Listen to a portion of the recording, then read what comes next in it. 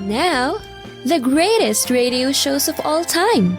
Suspense. The Shadow Node. Washington calling David Harding, Counter Spy. Classic radio theater. The Great Gildersleeve. Fibber McGee and Molly. Dragnet. Gunsmoke. The Lone Ranger.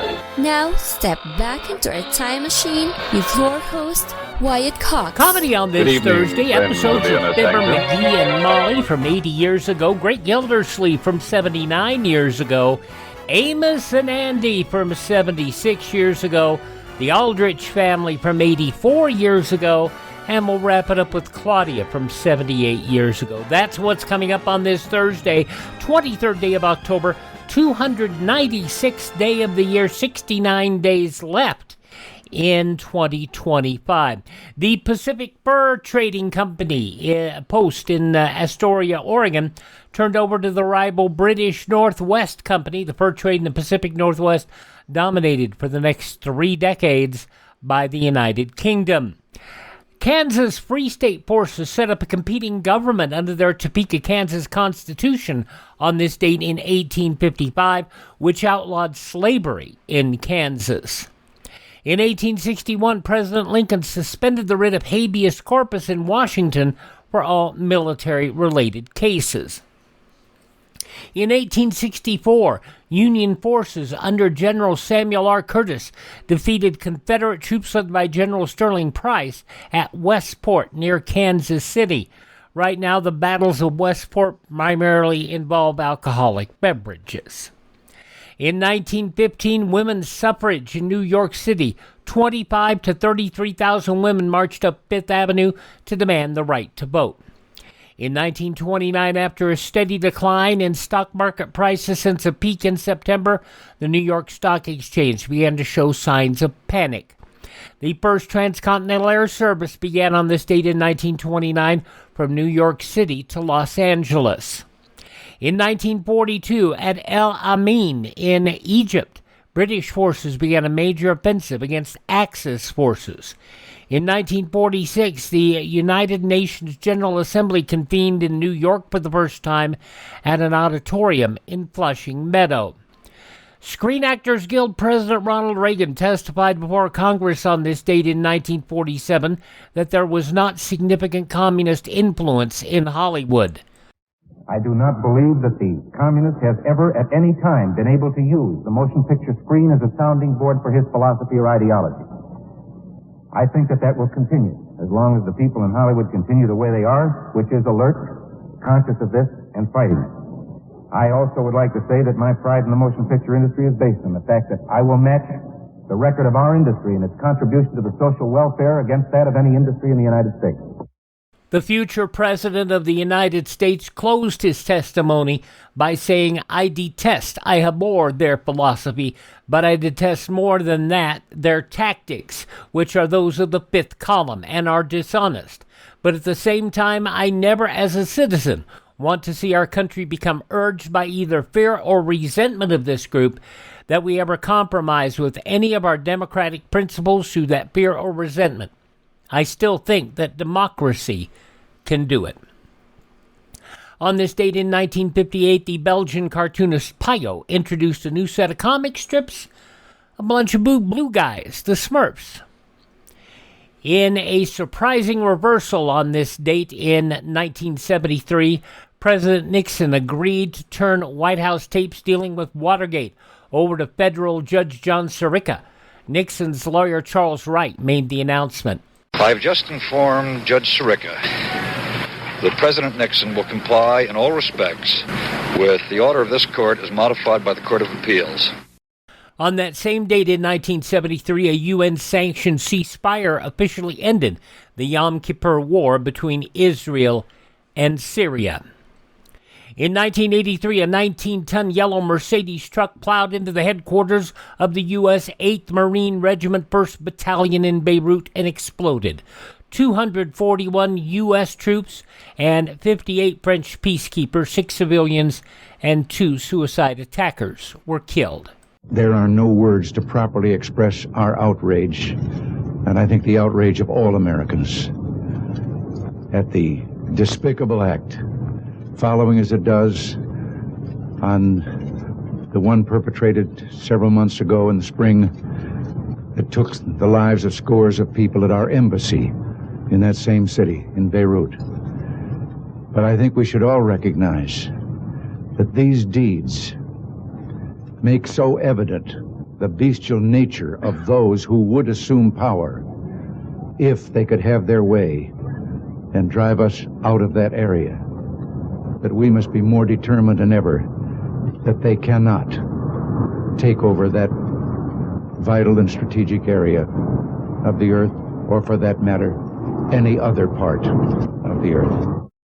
President Reagan. The attacks eventually led to the withdrawal of the International Peacekeeping Force from Lebanon, where they had been stationed since the withdrawal of the Palestinian Liberation Organization following the Israeli invasion of Lebanon in 1982. That's always been a horrible hot spot, and I can only hope that we finally get things settled. Senate rejected the Supreme Court nomination of Robert H. Bork on this date in 1987 on a 58-42 vote.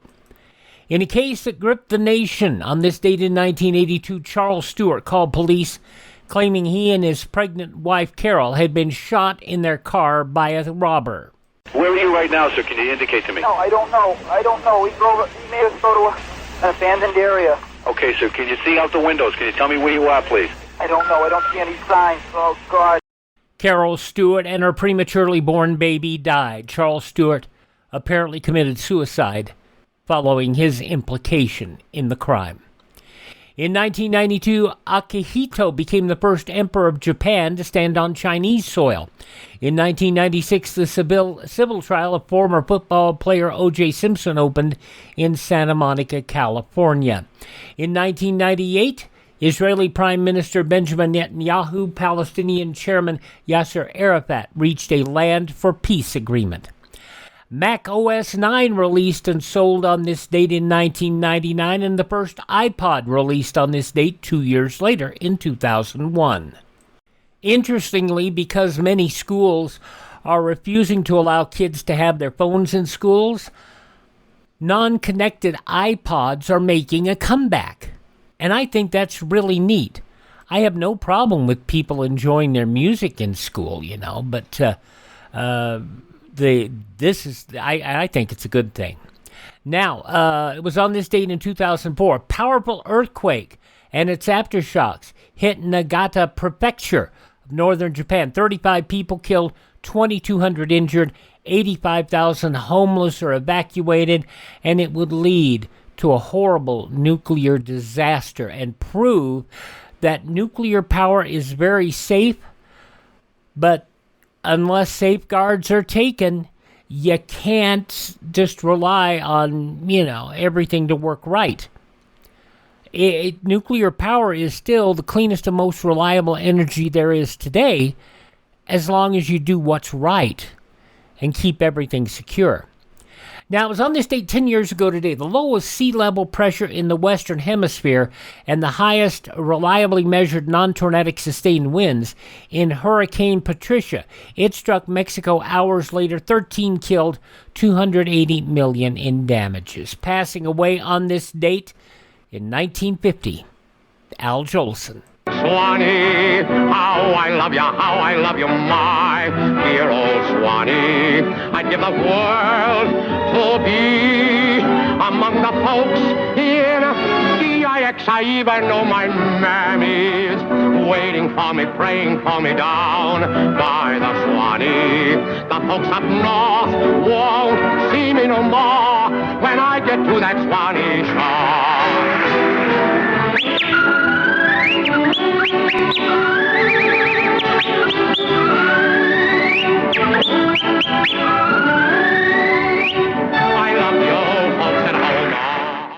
I know that those of you on YouTube, you're going to hear that and you're going to go, wait, why is playing music? Well, I'm taking a chance. It's Jolson. Al Jolson passing away on this date, along with author Zane Grey, Mother Maybelle Carter, the wonderful musical innovator, the Carter family, great music. Jessica Savage, the journalist, the leader of the Musicians Union, Petrillo, baritone Robert Merrill, singer-songwriter Jerry Jeff Walker. And passing away a year ago today, singer-actor Jack Jones. Wonderful style. Birthdays on this date, Johnny Carson. Anyway, he's talking about the Iron Triangle. Did you hear that? He was talking about the deficit, and the president says the deficit wasn't his fault. A beeper went off in the audience. See if you can call my writers on that damn thing.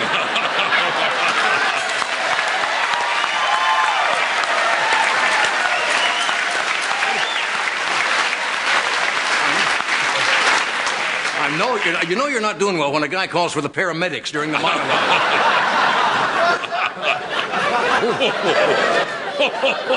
Anybody remember what I was talking about? The president is taking no responsibility for the deficit. He said it wasn't his fault. He came up with the Iron Triangle, which was the news media, members of Congress, and the special interest groups. Iron Triangle, it's kind of a catchy phrase. It'll probably be remembered by historians a lot longer than you think 1,000 points of light. But a lot of presidents, I'm rushing along here because we have a busy show, and I shouldn't be doing this much, actually, tonight. We got a lot. All right. Outgoing presidents, for example, like to warn us of things. If you remember President Eisenhower, remember when he was president of the United States? He warned. That was quite a while ago, but it was in all the papers. You must have read about it. And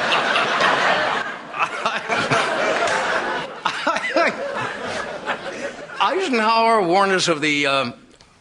What the hell did he warn?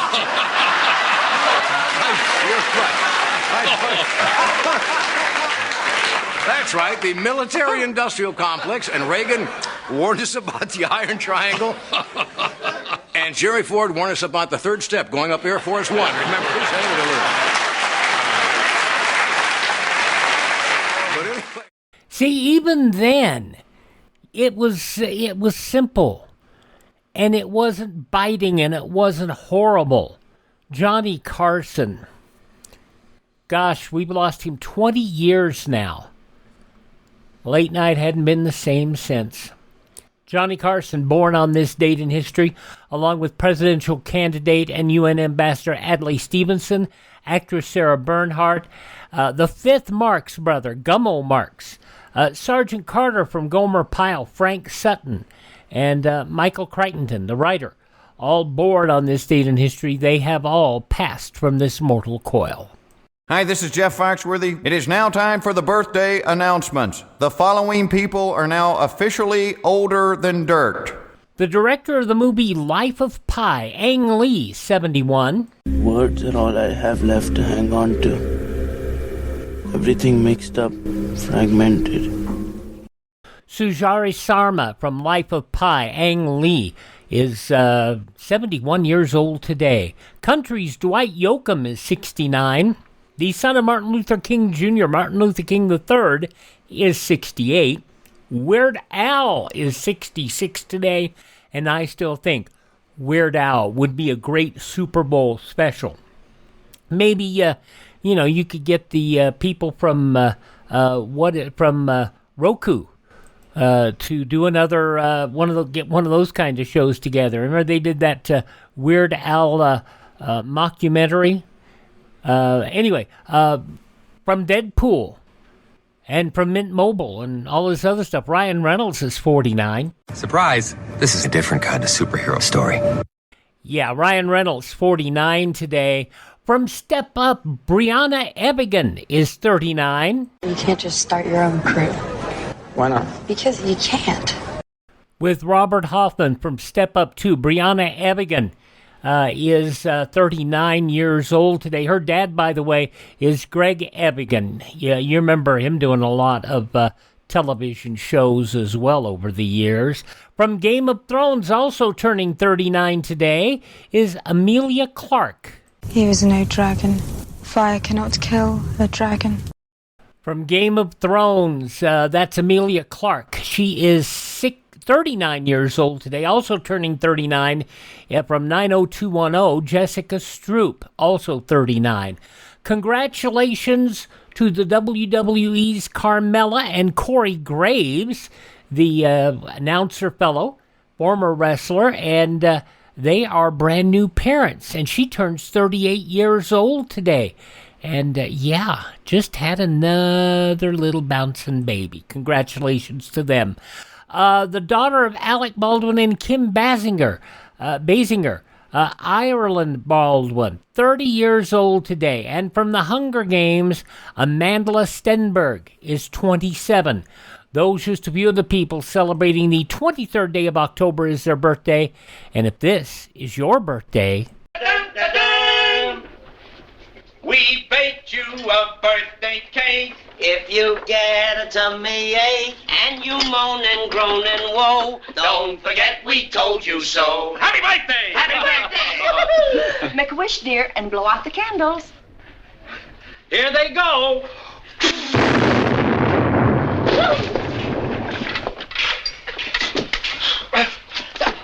We'll head to Wistful Vista in just a moment. 79 Wistful Vista. See what's going on in the household of Fibber, McGee, and Molly. That's coming up next here on Classic Radio Theater with Wyatt Cox.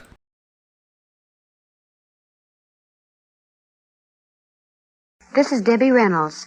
If you've been wondering what you can do to fight communism personally from your own home, there is something you can do. Support Radio Free Europe, the station built and financed by the contributions of the American public to the crusade for freedom. Radio Free Europe is one Cold War operation the communists fear and attack constantly. Support Radio Free Europe. Send your truth dollars to Crusade for Freedom, care of your local postmaster. Hey, would you do me a favor? I want you to check something out here, and it's really neat because I know a lot of you are my age or maybe older, maybe a little younger. But, when we get older, when we deal with stuff that we eat, we don't always handle it well, and our guts give us a lot of grief.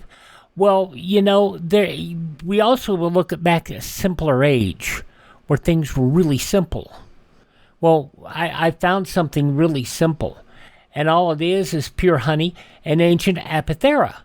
It is something that'll help your gut, and it is Professor B's digestive aid. And it's real easy to check out. You take a tablespoon, and with that 2 ingredients, it'll soothe and balance your gut. It's not complicated. It's not a bunch of pills. It's not a bunch of weird stuff. It's just ancient apothera and pure honey. And they work together to calm down your digestive discomfort without any of the harsh stuff that you have to take today. So, make it simple. You go to their website and check it out. It is very simple. It is profbees.com. That's PROFBEES.com. And when you get there, check it all over. You'll save 10% if you use the promo code Wyatt, WYATT, promo code Wyatt, and check it all out. That's how simple it is. Make your gut feel better. Really simple. Profbees.com, and at checkout, use the promo code Wyatt, WYATT, and I'll have that link in the show notes here. Now, let's get back to a time when, gut health wasn't something you worried about a lot, especially when you were Jim Jordan or Marion Jordan. Fibber McGee and Molly, 80 years ago, October 23rd, 1945, as a visitor is coming to the McGee household. The Johnson Wax Program with Fibber McGee and Molly.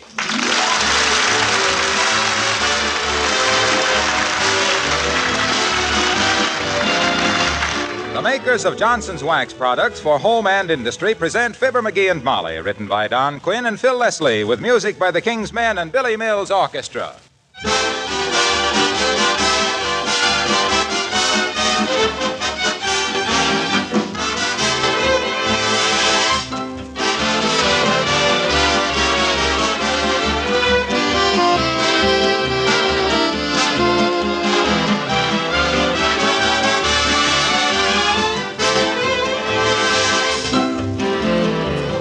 When the world is so full of confusion as it is today, our homes become even more important to us. All your efforts to give your own home those extra touches of beauty and care are a real contribution to your family, just as Johnson's Wax is a help to you in adding that extra beauty. Consider, for example, what gleaming waxed floors do for your living room. How a protective coat of Johnson's Wax brings out the beautiful grain and gives a lovely luster to your dining room tabletop, sideboard, in fact, all of your furniture and woodwork. Yes, I doubt if there's anything you can do in your home that will pay as rich dividends in beauty and charm as the regular use of Johnson's Wax on your floors, furniture, and woodwork. Of course, it saves you lots of work in the long run, too, because waxed things are so easy to keep clean and shining. And remember, the wax takes the wear, and the finish underneath is safe. Genuine Johnson's Wax comes in 3 forms: paste, liquid, and the new cream wax.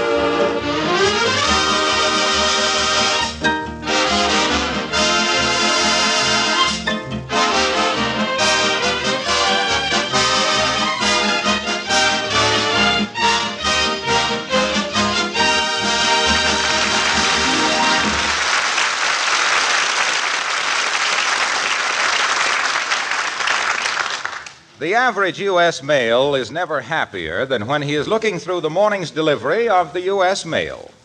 And here at 79 Wistful Vista, the Squire is trying to look as important as one postcard, a chain letter, and a gas bill will permit. As we join Fibber McGee and Molly.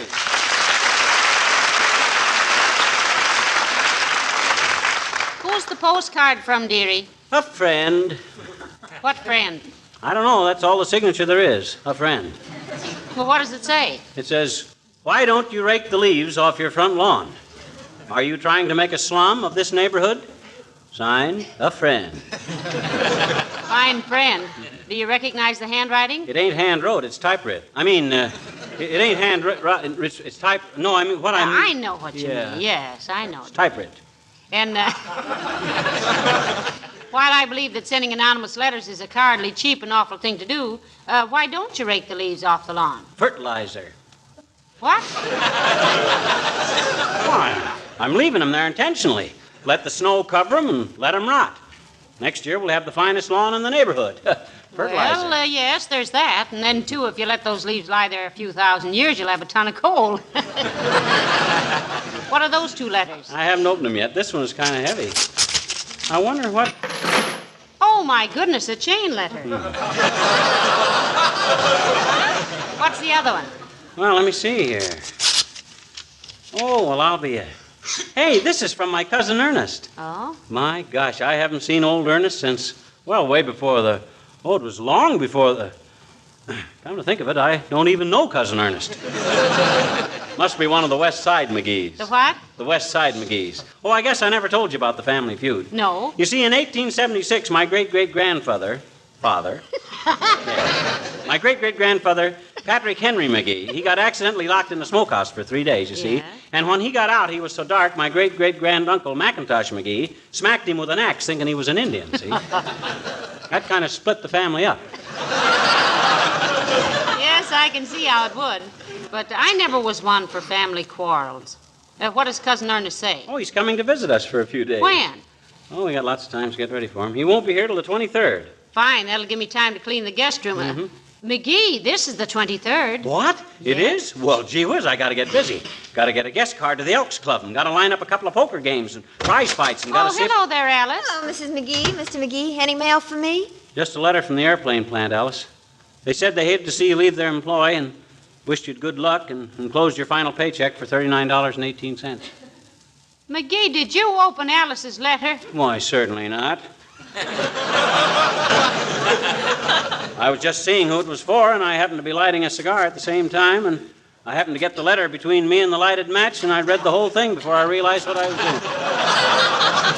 Yes, he was so absent-minded about it, Alice, he had to light 3 more matches before he could make out the amount of the check.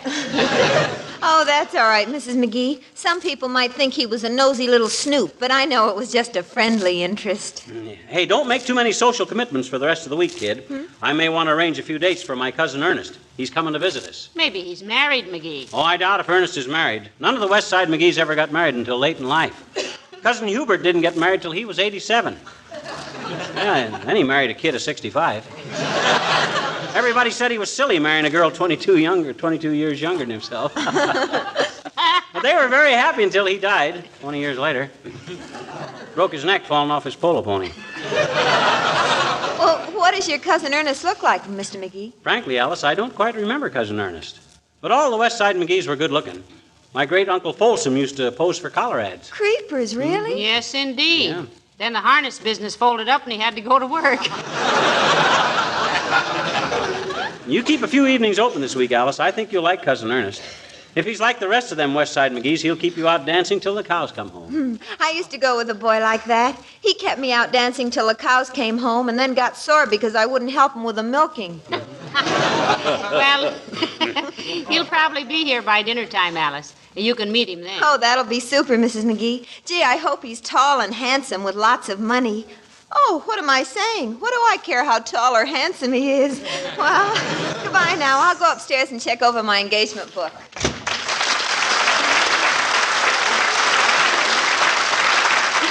Well, I do wish I knew more about your Cousin Ernest, dearie. I'd like to know what to cook for him and everything. Well, in the first place, he must be my second cousin. He's one of Aunt Lucy's boys, and she's a second cousin to Annie Hogan. Oh? There's a lot of dough in that branch of the family. Hey, maybe I can get Cousin Ernest to invest a few $1,000 in a certain project of mine. What project? I don't know, but I'll think of one. Hey, you know what? Know what? I'm going to throw a big dinner for Ernie at the Elks Club tonight. Oh, yes, sir. Get a private dining room. Flowers on the table. Salted cups and little paper nuts. Architects with melted butter. You don't mean architects, sweetheart. You mean artichokes. Go on. An artichoke is a... Boy, this is a tough one, isn't it? Yeah. I think we better skip it. Okay. Hey, where's my Parcheesi board? All the West Side McGees are great Parcheesi players. You know where the Parcheesi set is? Yes, I think it's... Oh, I know. It's in the hall. No, McGee, I just saw it.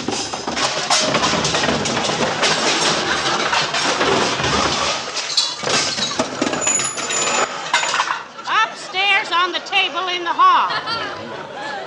Incidentally, remind me to straighten out that closet one of these days.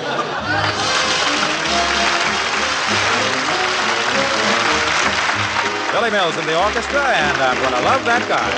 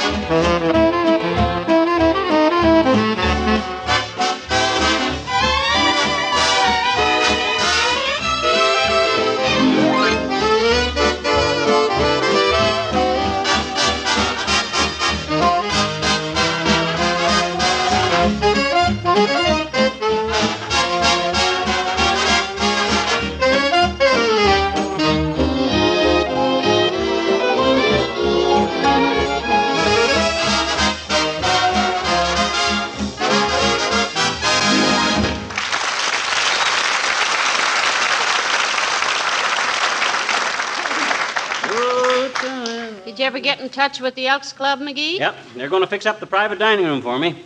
Going to have squab, corn on the cob, architects with melted butter. Artichokes. Artichokes with melted butter, and crepe Suzettes for dessert. Isn't squab pretty expensive? The chef is a friend of mine. He's giving me a special rate. He raises homing pigeons, and they lost their last 6 races. Hey, what are crepe Suzettes? 4-alarm pancakes. Oh.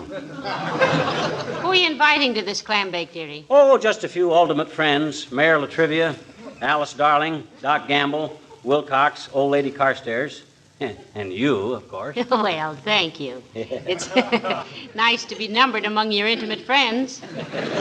I'd hate to think we'd just been casual acquaintances all these years. Oh, I gotta have you there. Somebody's got to insist that I make a speech. Right after the dessert, you say, I think we ought to have a few words from our host. Okay. Then I kind of blush, and everybody will applaud, and then I'll get up, kind of bashful, and make a brief speech. An hour and a half or so. I got it all wrote out. Well, it'll be worth the entire expense of this thing to see you blush, McGee. Oh, well, that's easy if you know how. Just hold your breath a few minutes, then as you let... Come in. Oh, hello, Dr. Gamble. Hello, Molly. And how are you, egghead? Fine, butcher boy, fine. Hey, Doc, what are you doing tonight? What I usually do, make my rounds at the hospital, answer a few phone calls about whether or not it's all right to eat lobster and ice cream at the same meal, conduct my regular classes for amateur fathers in baby burping, and then go to bed for a well-earned rest, which I won't get because some dimwit picks the hour of 4 a.m. to light a match to look into his gas tank. Well, is it all right to eat lobster and ice cream at the same meal, Doctor? It is a matter for individual research, my dear. I've done it and loved it, but I happen to have a digestive apparatus designed by the Bethlehem Steel Corporation. Reason I asked what you were doing tonight, Pasteur. I'm having a special dinner at the Elks for my cousin Ernest. Like to have you there. Not on account of your personality, but just in case somebody chokes on a bone. Thank you, my boy. I'll be there if I can make it. Fine. But don't get annoyed if I'm called away in the middle of the salad course to usher a new little vital statistic into the world. Have I met Cousin Ernest? No, and neither have we, Doctor. He's coming to visit us for a few days. Oh, well, it'll be nice to meet him, particularly if he hasn't... I'll get it. 79 Wistful Vista, Molly McGee speaking. Who? Yes, he's right here. It's for you, Doctor. Thanks. Gamble speaking. Who? Oh, yes. Well, I'll be right over and take care of it. Just don't worry about it. Yes, right away. You'll excuse me, folks. I got to make an emergency call. Oh, something serious, Doc? Yes, I've got to show a woman how to remove stains from a rug. Well, that's an unusual thing to ask a doctor, isn't it? No, that was Mrs. Staines calling. Her husband's pie-eyed again. See you at the Elks, McGee. Well, hadn't you better get down to the Elks and see if everything is all right for your dinner party? Hey, I guess I better head at that. I got to confer with the chairman of the Greens Committee. The Greens Committee? Yeah, I want to be sure there's no sand in the spinach tonight. You can help arrange with the flowers on the table, and then Hello, you can... Molly. Hello, pal. Hello, Mr. Wilcox. Junior, you're just the guy I wanted to see. You free for dinner tonight? Well, I was taking my wife out to a Chinese restaurant. Every now and then she gets a yen for some gung far chi and lim tui. Well, looky, Junie. I got a cousin coming for a visit, and I'm throwing a little marshmallow roast at the Elks. Why don't you bring your sparring partner and join us? Gee, I'd love to, pal. Hey, let me use your phone, and I'll check with Sugarface. Help yourself, Mr. Wilcox. Tell her it's strictly informal, plaid tie and toothpicks. Okay. Hello, operator. Give me Westwood 000001. He must have known somebody to get a low number like that. Hello, is this the Wilcox residence? Mr. Wilcox speaking. I'd like to speak to Mrs. Wilcox, please. Yes, Who's that? one of the butlers. One of the butlers? Yes, Tilly Butler does the house cleaning. Pete Butler washes the windows. Hello, Dreamboat. This Daddy's little taffy apple? How long has he been married? I'm beginning to wonder if he is married. Listen, honey lip. Remember Mr. McGee? Yes. Only you mustn't talk like that, lovekins. They'll take our phone out. Well, look, we're invited to have dinner with the McGees at the Elks Club tonight. Huh? Oh, but you can do that in 20 minutes or less, dear. Remember what Daddykins is always telling you? What are you always telling her, Daddykins? Quiet, McGee. Look, jelly cake. Oh. All you have to do is pour out a little Johnson's Glow Coat. No, Glow Coat. G-L-O... Hyphen? C-O-A-T, Glow Coat. Oh, now, there's lots of it on the shelf in the back hall. Sure. Now, look. Just pour a little out on the linoleum, spread it around with the long-handled plier, and let it dry. What? Of course you don't have to do any rubbing or buffing. It shines as it dries. Yes, I know you love that beautiful linoleum, but just take Daddy's word for it. Glow-Coat will protect it and keep it from getting dull and dingy looking. Yes. All right, Spaniel Eyes.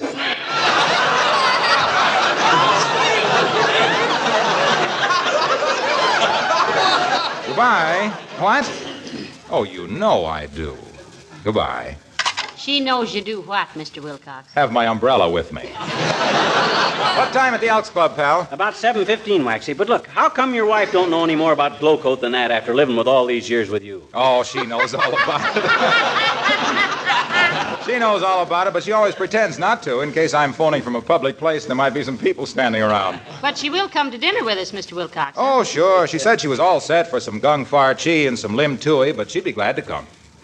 What the Sam Hill is gung far cheese and lim tui? Ham and eggs. Oh. See you at 7:15, pal. So long now.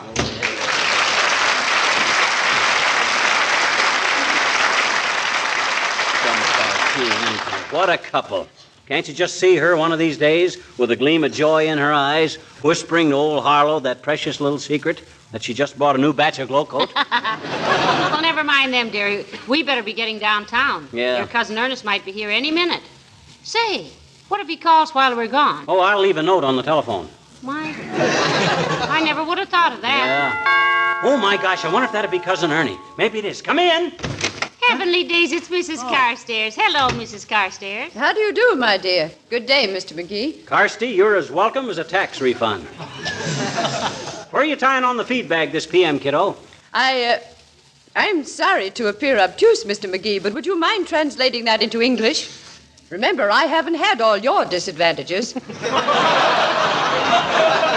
Well, he was just asking if you have any engagement for dinner tonight, Mrs. Carstairs. Himself here is giving a little dinner party for a cousin in the private dining room at the Elks Club. Well, thank you so much. I shall be glad to come.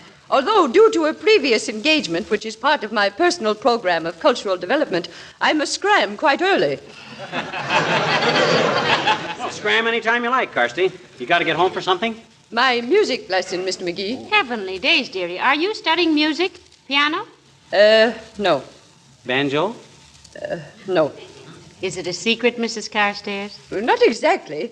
But I've just taken up this instrument because of Mr. Carstairs. You see, he was at one time a captain in a Scottish Highland regiment. You don't mean... You're learning to play the... Yes, the bagpipe.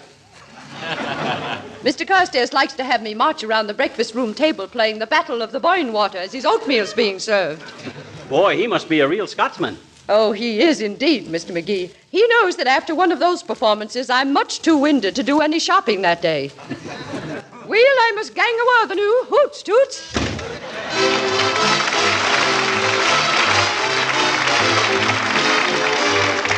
The King's Men sing A Kiss Goodnight.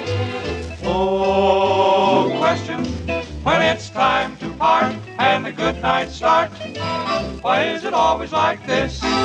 Is there a reason why every scheming guy wants it to end with a kiss? Answer, a kiss goodnight is all right. But remember this, that a kiss goodnight leads to another kiss.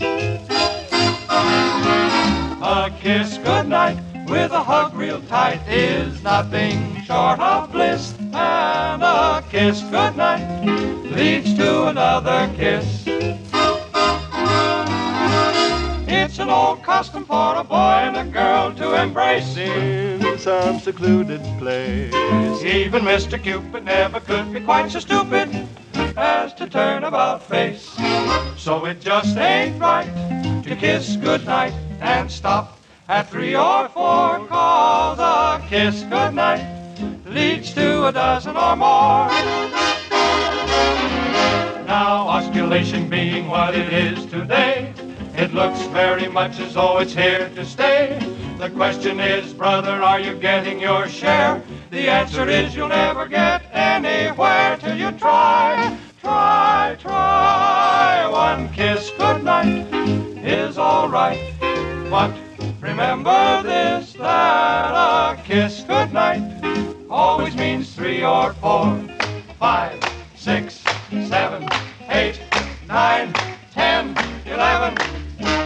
No ceiling on that old feeling. So start tonight to kiss. Good night, good night, good night, good night, good night. Good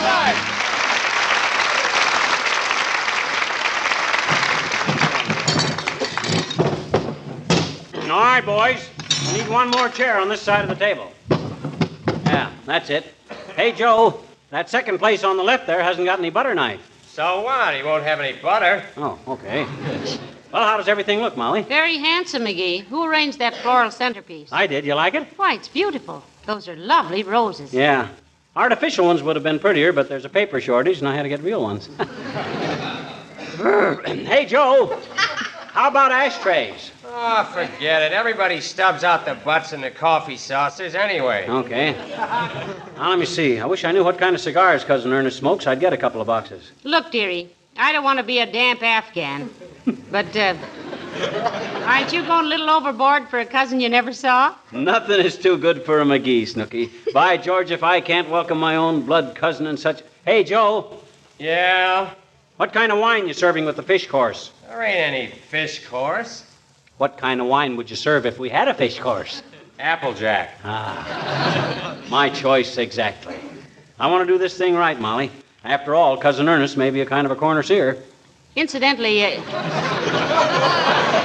it about time you were hearing from Cousin Ernest if he's coming? Oh, didn't I tell you? Doc Gamble said he'd pick him up at the station. Oh, how will Dr. Gamble know him? Well, Doc's wearing a carnation in his buttonhole. Oh? Mm-hmm. That way, Cousin Ernest will Hey, Joe. Now what? We going to have a bus boy tonight? Yeah, but he'll be a little late. How come? Missed his bus. Oh. Now, let me see. Napkins, place cards, celery, and olives. Oh, McGee, here comes Mayor Latrivia. Hello, Mr. Mayor. Hello, Molly.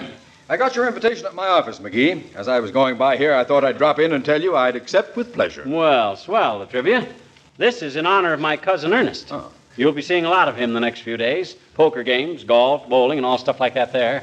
We're going to have broiled squab, Your Honor. You like squab? Oh, very fond of it, Mrs. McGee. Didn't have much of that stuff in the Solomon Islands. Hey, Latrivia?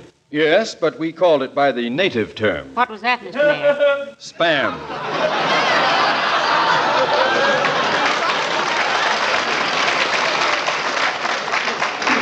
Our food was all right, but in some of the officers' messes, they had Some of the what, Latrivia? In some of the officers' messes, they had... Isn't that just sour grapes, Mr. Mayor? Isn't what just sour grapes, Mrs. McGee? The fact that you weren't allowed to eat with the officers don't give you any right to call their food a mess, does it? It is not sour grapes. Mess is the correct term for the officers' dining room. Well, even sweet grapes can make quite a mess, I'll say that, but you'd think the officers would be a little more fussy than to make a mess in their own... They didn't make a mess. It was a mess. Well, who made it? It's always a mess. I mean, in the service, the eating quarters are always a mess. Because now, just a darn minute. Just because you're in civics You now... listen to me, McGee. You're always getting me into one of these verbal brawls, but by George... Boys. Stop that shouting, my goodness. I was merely saying, Mrs. McGee, that in an officer's mess... Well, why did they always serve grapes if it made such a mess? They didn't always serve grapes. They never served grapes. In the 3 years I spent in the Coast Guard, I never saw a grape. That's because you weren't an officer, I guess. Yeah. That's really what you're griping about, Latrivia, because you had to eat with the enlisted men. I'm not griping about anything. I mean, if the officers did eat grapes, their mess was... If the officers mess... What I'm trying to tell you is that an officer's grape... I mean, if they made a mess...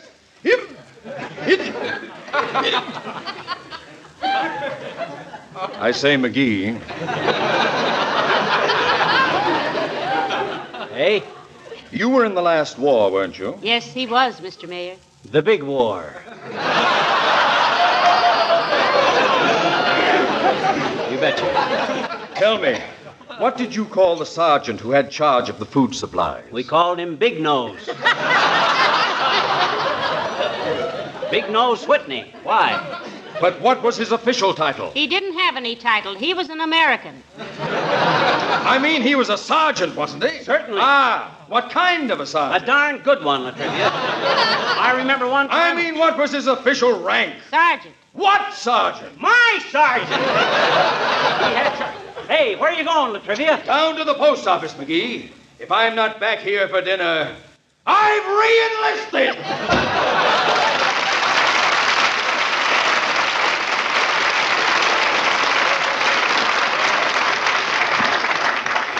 Wonder why he was so interested in our mess sergeant.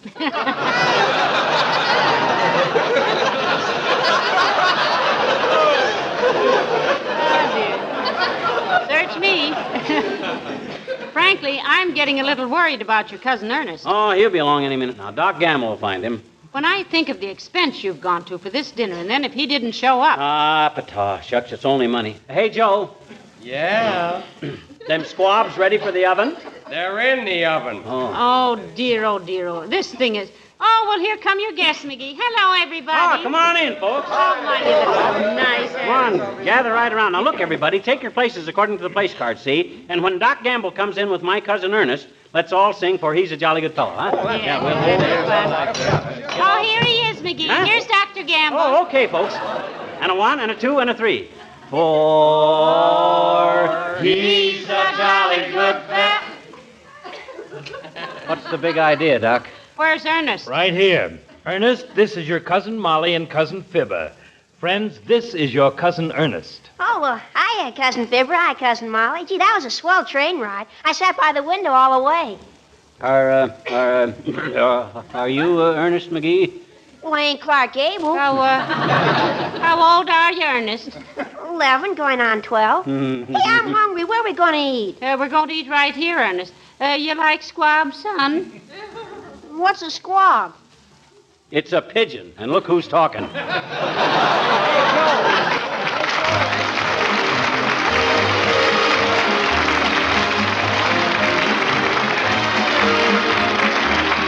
When we ask women why they prefer Johnson's Glow Coat for their linoleum and other floors, the answers come back quickly. It's so easy to use. It makes floors so beautiful, makes cleaning so easy. It protects the linoleum, never streaked or uneven. Well, all of the answers add up to this, that self-polishing Glow Coat gives linoleum and other floors maximum beauty with the least possible work. When you Glow Coat your kitchen floor, you're being kind to the linoleum and kind to yourself. The floor will look its very best, colors fresh and bright, protected against wear, dirt, and moisture. And you will have time free for other things because Glow Coat takes practically no work. It's self-polishing, needs no rubbing or buffing. You simply apply and let dry. Come back in 20 minutes to find a gleaming floor. If you haven't tried Johnson's self-polishing Glow Coat, it will certainly pay you to do so.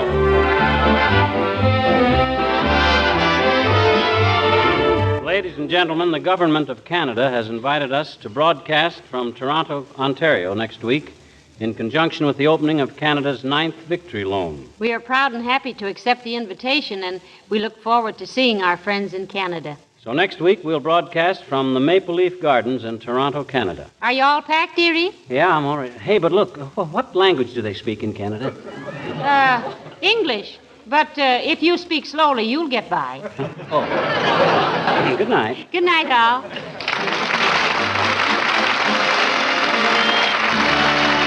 This is Harlow Wilcox speaking for the makers of Johnson's Wax Products for Home and Industry. Inviting you to be with us again next Tuesday night when we'll be broadcasting from the Maple Leaf Gardens in Toronto, Canada. Good night. National Broadcasting Company. 80 years ago, October 23rd, 1945, Fibber McGee and Molly on Classic Radio Theater with Wyatt Cox. If you want to check out that the Professor stuff, because it's good stuff, it is the Professor Bees Digestive Aid. Just go to profbees.com. That's PROFBEES.com and use promo code Wyatt. Save yourself 10%. That's real easy to do. Check it out. Good stuff to try. What you got to lose? And if you use the promo code Wyatt, you save 10%, so make it simple.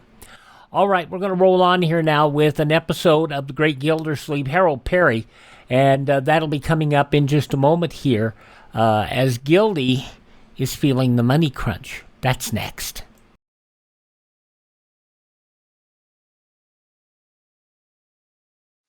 Ladies and gentlemen, The chief hope of our enemies is to divide the United States along racial and religious lines and thereby conquer us.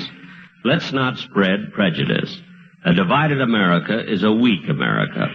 Through our behavior, we encourage the respect of our children and make them better neighbors to all races and religions. Remind them that being good neighbors has helped make our country great and kept her free. Thank you. Why can't we all just get along? Classic Radio Theater continues now with an episode of The Great Gildersleeve going back 79 years, October 23rd, 1946, as Gildy wants a raise. The Kraft Foods Company presents The Great Gildersleeve.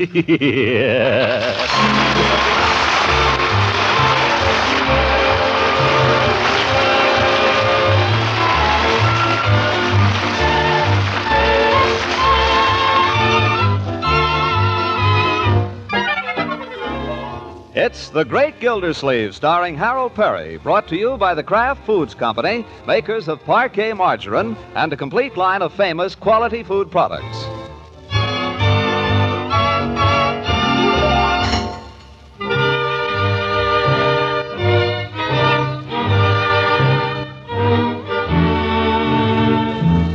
It's been a bad week for Gildersleeve. A bad week. It was one thing after another. First, they took the ceilings off meat. Then they started taking the ceilings off other things. Already overdrawn at the bank, Gildersleeve could see that the wolf would be at his door long before supply caught up with demand. So he has pulled himself together and rallied his little family for a last-ditch fight. Bertie, children, the time has come. I mean, the time has really come. We've got to cut down. We've got to cut expenses to the bone. Bertie? Yes, sir? Hereafter, Bertie, no more expensive cuts of meat. You mean no more meat? If necessary. There are other things, beans and so on. Yes, sir. You won't like them, though.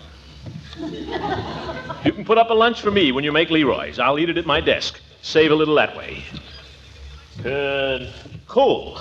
I'm starting the furnace late this year. Might save a ton or so. But goodness knows we could use it right now. I'll say. If anybody's cold, wear a sweater. I haven't got a sweater. You had a sweater, Leroy. What did you do with it? I went through the elbows. Stuff paper in them. We're buying no more sweaters. Oh, another thing. And this means you, Marjorie. No more movies. Movies are out. No movies, no furnace. What'll we do in the evening? We'll go to bed early and keep warm. Some fun. Young man, this is serious. Your uncle had to go to the bank last week on bended knee and apply for a loan. Gosh. Your uncle is a debtor, Leroy. Do you know what that means? Means you're in debt. That's right. I hadn't meant to bring this up, Bertie. You needn't mention it around the neighborhood. No, sir, not me. I don't mention nothing. It's temporary, of course, but nevertheless. Folks ask me anything, I tell them nothing. Let them mind their own business. That's what I say. What they want to come around here asking me questions for, I ain't information. That's the stuff, Bertie. How's Mr. Gildersleeve doing? That's his business. So go on, run along. Don't come sticking your nose in here. I don't know nothing. I'm deaf, dumb, and blind, I am. That's what I tell them.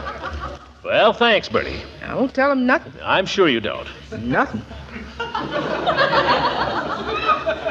I know I can depend on you. I only wish... I don't tell them nothing. I only wish I could depend on everybody the way I do on you. Mr. Gildersleeve, I know how it is. It's been nip and tuck between me and the finance company ever since I can remember. I tell you what I'll do. I'll say you ain't home if you say I ain't home. Well, it's not quite as bad with me as all that, Bertie. Just a small sum to tide me over. I got a little overdrawn there somehow. But these are strenuous times.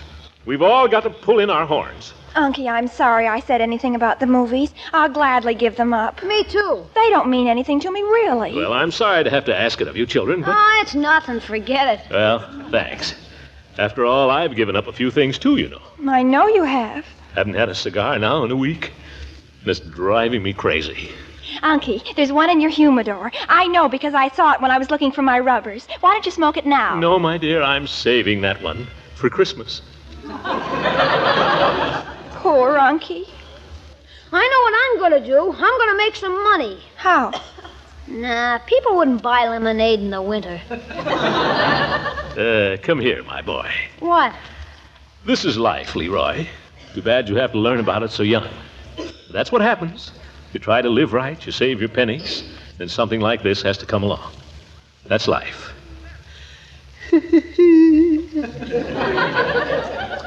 Well, I guess there's nothing to do but batten down the hatches and sit tight here till this thing blows over.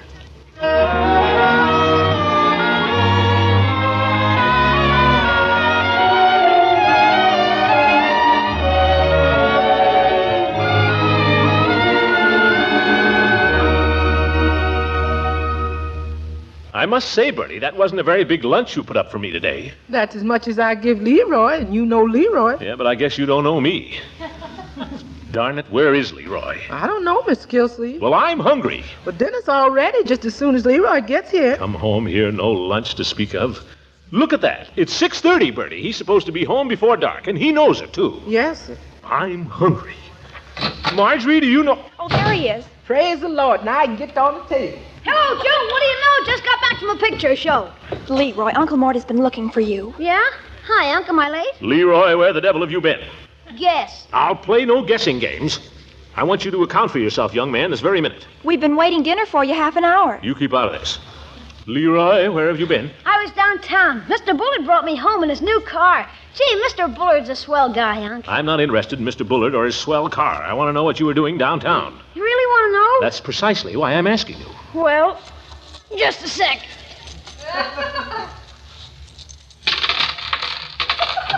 There, 45 cents. How did you get that? Selling papers. Selling papers? On the corner of State and Main. I'm sorry I was late, Unc, but I had 5 left and I couldn't sell them. And then Mr. Bullard came along and I sold him the whole 5. Gee, he's a swell guy. He drove me home, too.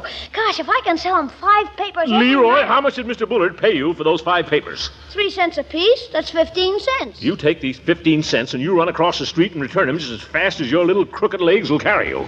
But, Unc, he bought them. I don't care. I'll not have you taking charity from the neighbors. It wasn't charity, Unc. This was business. Oh, stop it. How could you do a thing like that, Leroy? How could you humiliate me that way? Standing on the street corner, my own nephew in that terrible-looking sweater, begging practically. What will people say? What will they think? Gosh, I'm sorry, Unc. How does that look for me? Answer me that. Well, I didn't think. You never think. Leroy, come back here. That's the last time I ever tried to be a help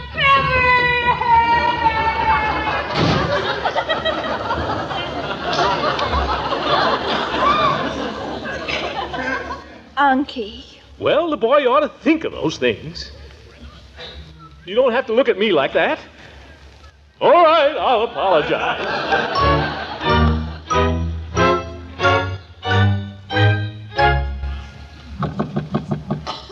Leroy. Oh, Leroy. It's your old Uncle Leroy. Leroy, what are you... Leroy, what are you doing in there? I'm washing my hands. Mr. Gildersleeve, it's on the table and darn near ruined. Leroy, it's on the table and darn near ruined. Open the door, my boy. I want to have a talk with you. Leroy.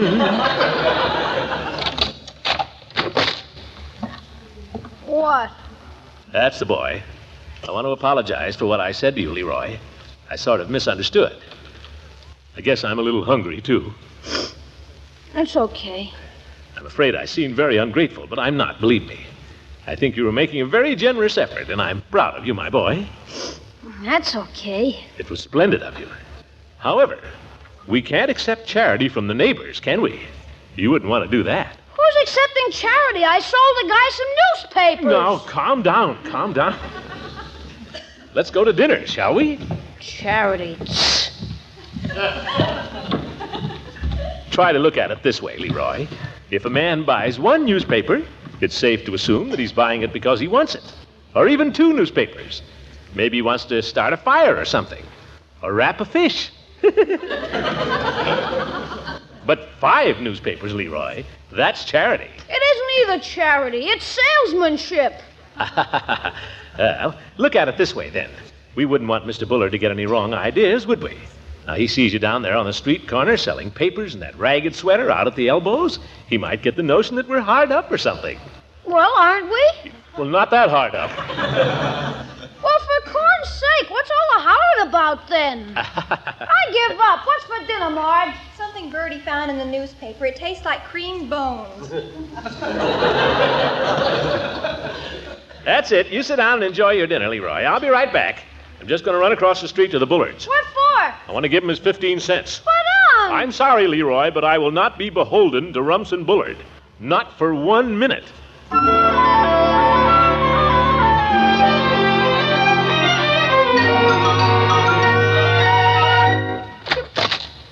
Good evening. Oh, hello, Craig. Is your father in? Where's Leroy? Leroy?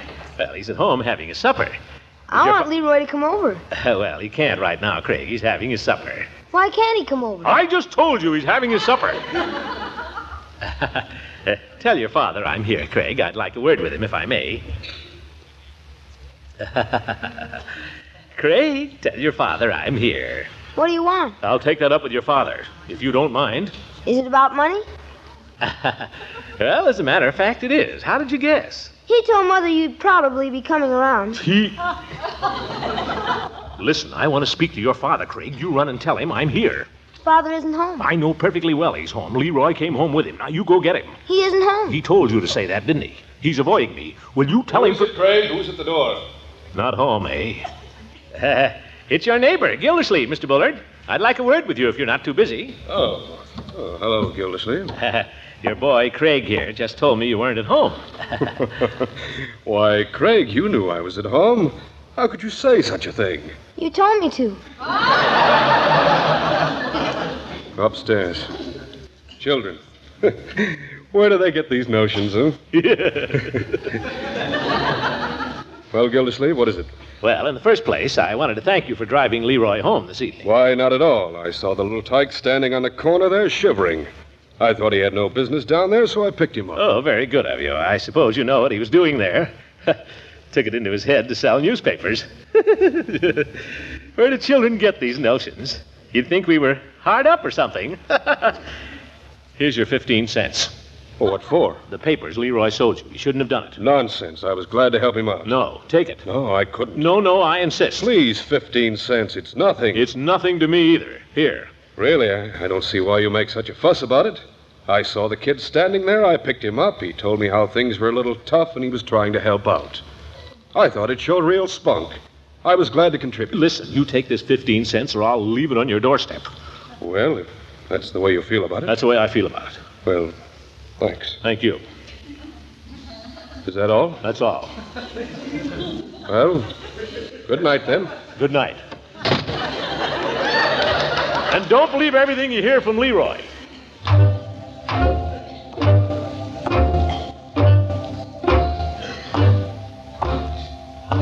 Confound it.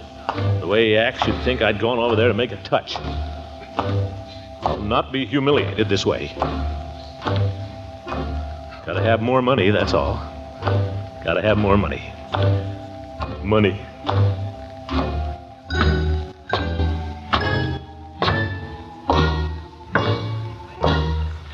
Only one thing to do. I'm going in there to the mayor tomorrow, and I'm gonna tell him... Tell him what? Never mind. But I'm gonna tell him.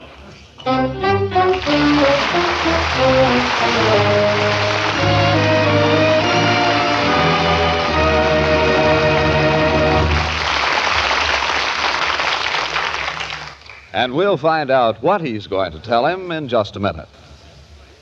I wonder how many of us men really appreciate the problem our wives have in doing the family marketing these days. Well, I didn't, Mr. Lang, until I went shopping with my wife last weekend.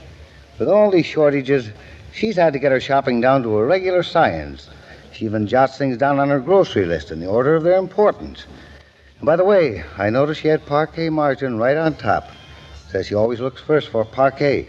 And she got it, too. Good for her. That's what we said.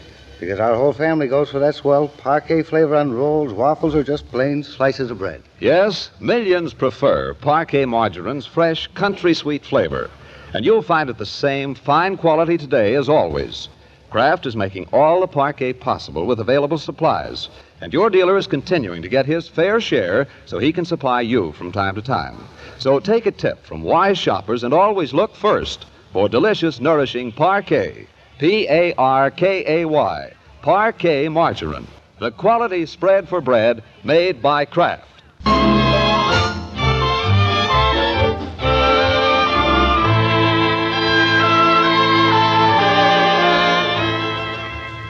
Well, let's get back to the Great Gildersleeve, who has spent a restless night in imaginary struggle with the mayor. Now, in cold daylight, with all his arguments assembled, he is advancing upon the mayor's office.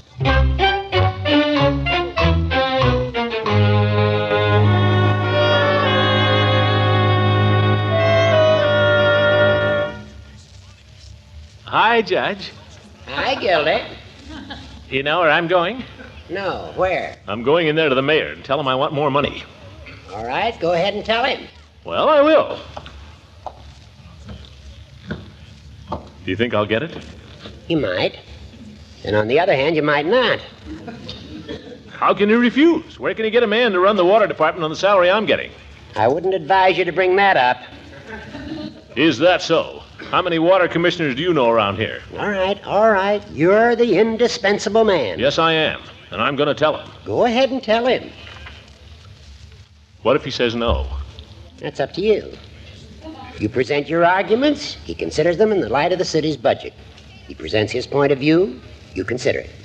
You present further arguments, then he presents his further arguments. Oh, you make me sick. Arguments, further arguments. I'm not going to argue with the mayor. I'm going to tell him. All right, go ahead and tell him. All right, I will.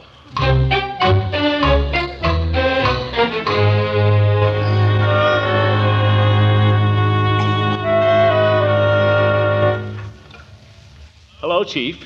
You busy? Well, Commissioner, come on in. Have a chair. Well, I can't stay. I got to go down the hall and see the mayor. Oh, excuse me. Police department gate's talking. Cat on the roof? Fire department takes care of that lady. No, not at all. That ought to break up that pinochle game at the firehouse.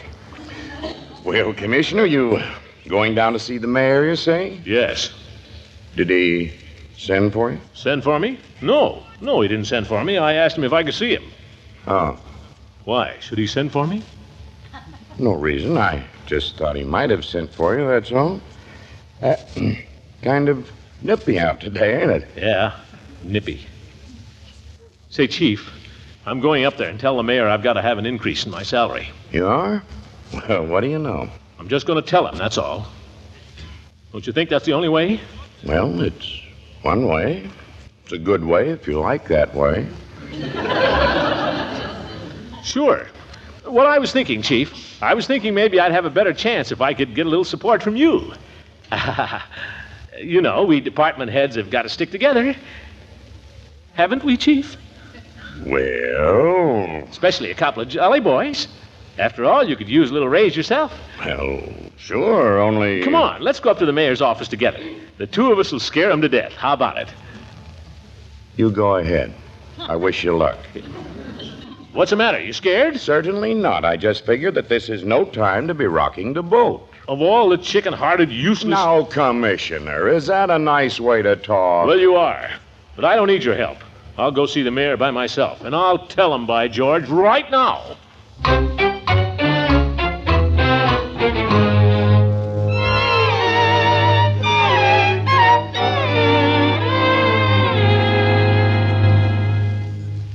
I'm telling you, Peavy, a man can stand just so much. That's right.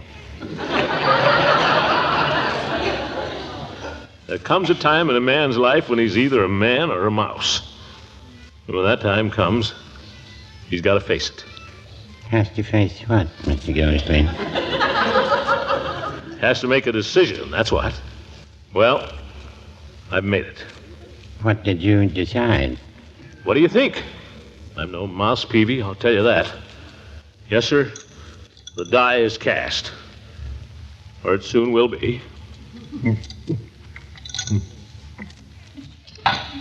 Give me another Coke. Oh, Mr. Gildersleeve, are you sure you should? Don't worry, I can handle it. Give me another Coke.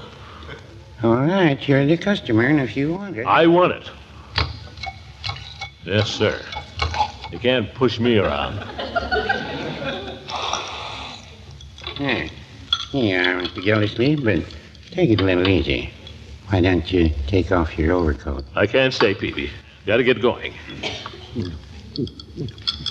No, sir, they can't push me around. Who's that? Nobody. Nobody can push me around, Peavy. Want to know what I'm going to do, Peavy? What? I'm going to tell him. That's good. You want to know what I'm going to tell him? What? I'm going to tell him plenty. That's good.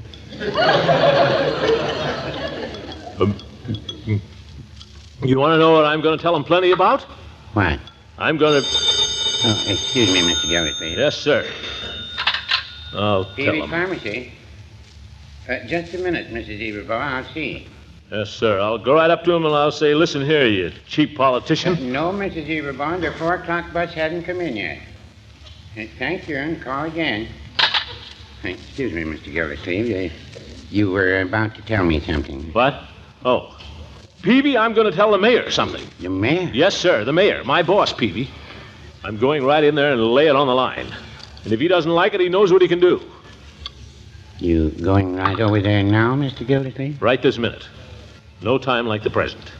Strike while the iron is hot. Stitch in time saves 9. Right. Well, wish me luck, Peavy. I do, Mr. Gildersleeve. I do. That'll be 40 cents for the Coke. Oh, yes. 40 cents. Here's a half, Peavy. Have a Coke yourself. Oh, Mr. Gildersleeve, not during business hours. Then have a cigar, Peavy. Have a cigar. Wonder where he thinks he is.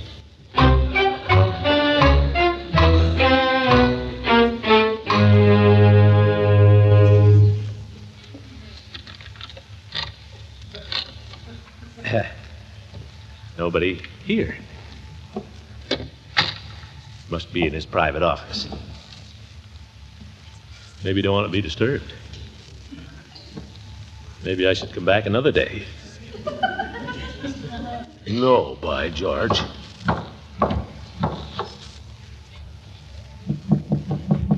Who's that? It's me, Gildersleeve.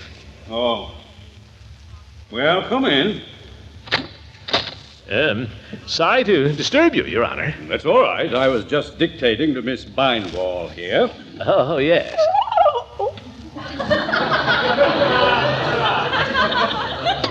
Well, what's on your mind? It's confidential. That's all right. I don't have any secrets from Miss Bindwall. Do I, Miss Bindwall? No.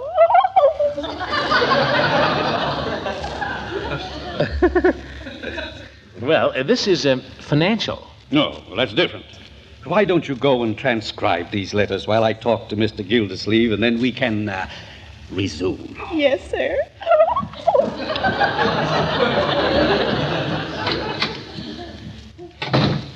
Thank you, Your Honor. I appreciate your thoughtfulness. When a man is talking salary. I'm very glad you brought it up, Gildersleeve. You are? Well. Yes, I am. In fact, if you hadn't brought it up, I would have. Well, by George, Your Honor, I gotta hand it to you. I guess you've noticed the rising cost of living yourself. Certainly. And there is absolutely no doubt we're going to be subjected to a great deal of pressure from all our employees to increase salaries. Everybody will want a raise. Now, take Miss Bindwall there. She's been with me 6 years. Certainly deserves more money than she's getting. Very loyal. Oh, I can see that. Just the same, I can't give her any more money. And you've got to take the same attitude with your people over in the water department. But the cost of living. They'll just have to pull in their belts, that's all. But, Your Honor. Yes, sir, that's the way it's got to be, all up and down the line. And I'm expecting all my department heads to cooperate, 100%. Hold the employees in line. That's the ticket. And if I have any trouble, well, the council has suggested more than once that we might arrange a merger of several departments. Merger? Eliminate a couple of commissioners. I'm thinking that over. Well, I surely hope that won't be necessary, Your Honor. I hope not. Well? Oh, before you go. Oh, yes, I was just going. Before you go. Oh. I don't know whether I've told you. I have a pet charity. You have? It's called Homes for Horses. I suppose you're fond of horses? Horses, love them. My favorite animal. Well, you'll be interested in the work of our society. We take old horses who've devoted their lives to serving the community, milk horses, truck horses, all kinds of horses, and we put them in a nice pasture where they can spend their declining years. Very touching. You've got a big heart, Your Honor. I can't help it. Anyhow, we're having a big drive to raise funds for HFH. HF? Homes for Horses, I just told you. Oh. We need funds, and I'm expecting all my department heads to make a substantial contribution.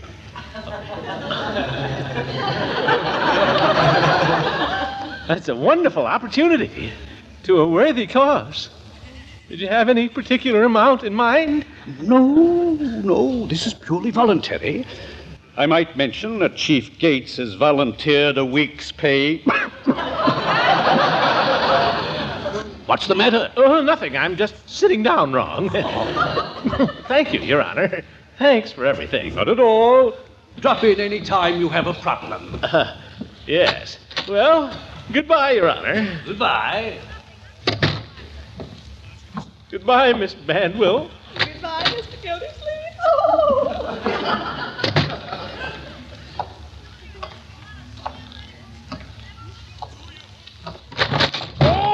Look out where you're...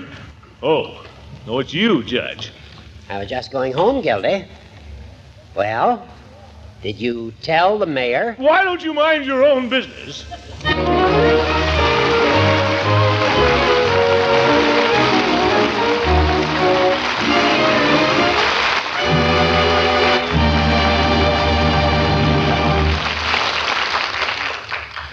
Homes for horses. A week's pay for a horse. It's blackmail, that's what it is. Well, am I going to do it? Am I a man or a mouse? Mouse, I guess. Pay to the order of Home for Auntie, Horses. Yes? I don't know whether it's the time to bring it up, but Mrs. Pettibone was here today. Mrs. Pettibone? What did she want? And no hundreds. She was collecting for the community chest. Huh? Now, don't get excited. Community chest. Now that makes some sense. Homes for horses. If you give money to the community chest, you know what it does? It covers every worthwhile charity in town. People that are sick, hard up, veterans, children, everybody. Yes, sir. If you give to the community chest, you know your money is really accomplishing something. And goodness knows I'm in no position to throw it around. Yes, by George. Pay to the order of community chest. No, sir, they can't push me around. Good night, folks.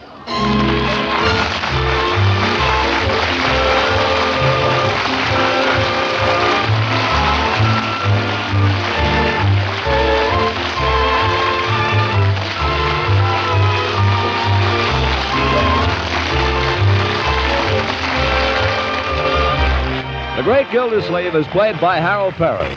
It is written by John Wheaton and Sam Moore. The music is by Jack Meakin. Included in the cast are Walter Tetley as Leroy, Louise Erickson as Marjorie, and Lillian Randolph as Bertie.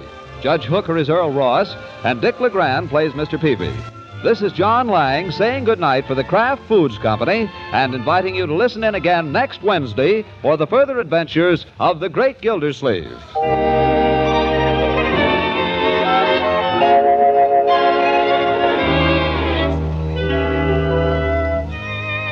If you're planning a Halloween party next week, treat your guests to a variety of Pabst cheese food surprises.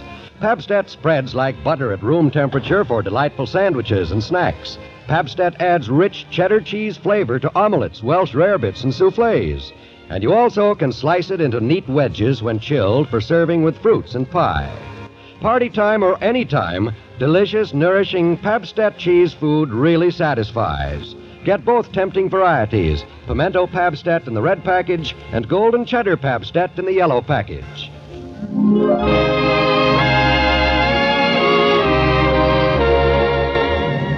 This is NBC, the National Broadcasting Company.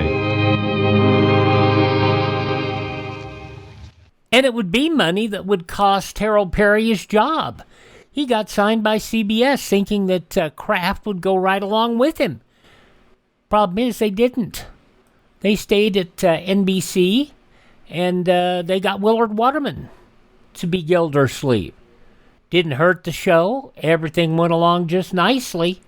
And even though Gildy changed a little bit, it was still the same kind of show. 79 years ago, October 23rd, 1946, The Great Gildersleeve, here on Classic Radio Theater with Wyatt Cox on this Thursday. Now, coming up tomorrow on the podcast, we will have Barry Craig, Confidential Investigator from 1951, The Adventures of Sam Spade, starring Howard Duff from 1948, Sherlock Holmes from 1948, and Dr. Christian from 1945. We'll start off with some westerns on Saturday with Jimmy Stewart and the Six-Shooter, Gunsmoke and Have Gun Will Travel, and a 1959 episode of Suspense, Easy Victim. And then on Sunday, we'll have comedy again with Father Knows Best starring Robert Young. Bobby Ellis as Henry Aldrich in the Aldrich Family from 1952, Parents' Day. Jack Benny on that same date, 1952. And that would be a gossip article has come out about Jack, and that's causing grief. And a 1947 episode of Ozzie and Harriet. On Monday, we'll have Mr. Keen, Tracer of Lost Persons, Counter Spy, The Rocky Fortune starring Frank Sinatra, and Lights Out. On Tuesday, comedies again with Fred Allen and Jack Benny from the same Sunday in 1945, My Favorite Husband from 1949, and Milton Berle from 1947. On Wednesday, Fibber and Molly from 1940, Gildy from 1947, Jimmy Durante from 1947, and the Phil Harris Alice Faye Show from 1950. And on Thursday, a week from today, we will have more comedy as Halloween is on the mount. We will have two podcasts that day. One will consist of our regular look at Orson Welles and the War of the Worlds, but a second podcast will be dealing with Halloween shows, Halloween parties. One with Archie Andrews from 1948, a Jack Benny party from 1938, and a party with the folks from the Chase and Sanborn Hour, and that will also be from 1938 with our guest, Madeline Carroll. All right, coming up next here on Classic Radio Theater with Wyatt Cox, we're going to bop to 1949 for an episode of Amos and Andy.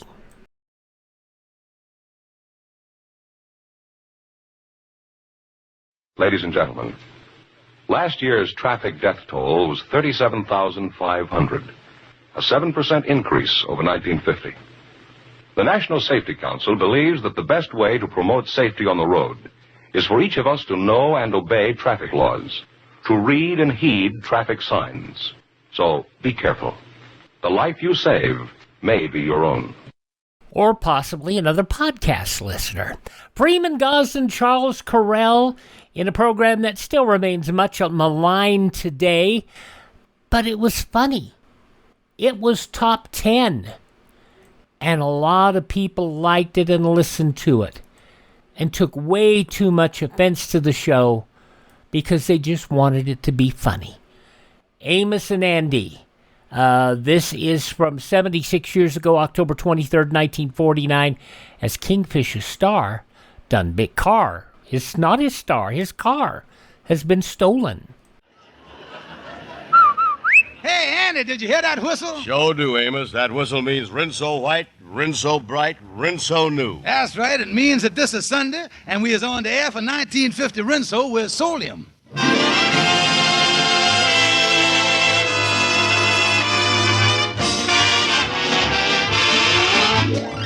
The Amos and Andy Show with Ernestine Wade, Lou Lubin, Johnny Lee, Jeff Alexander and his orchestra, and radio's all-time favorites, Amos and Andy. Brought to you by Lever Brothers Company, makers of new 1950 Rinso with Solium. the soap that gets your clothes whiter and brighter than new. Rinse so white, rinse so bright, Rinse so new. happy little wash day song.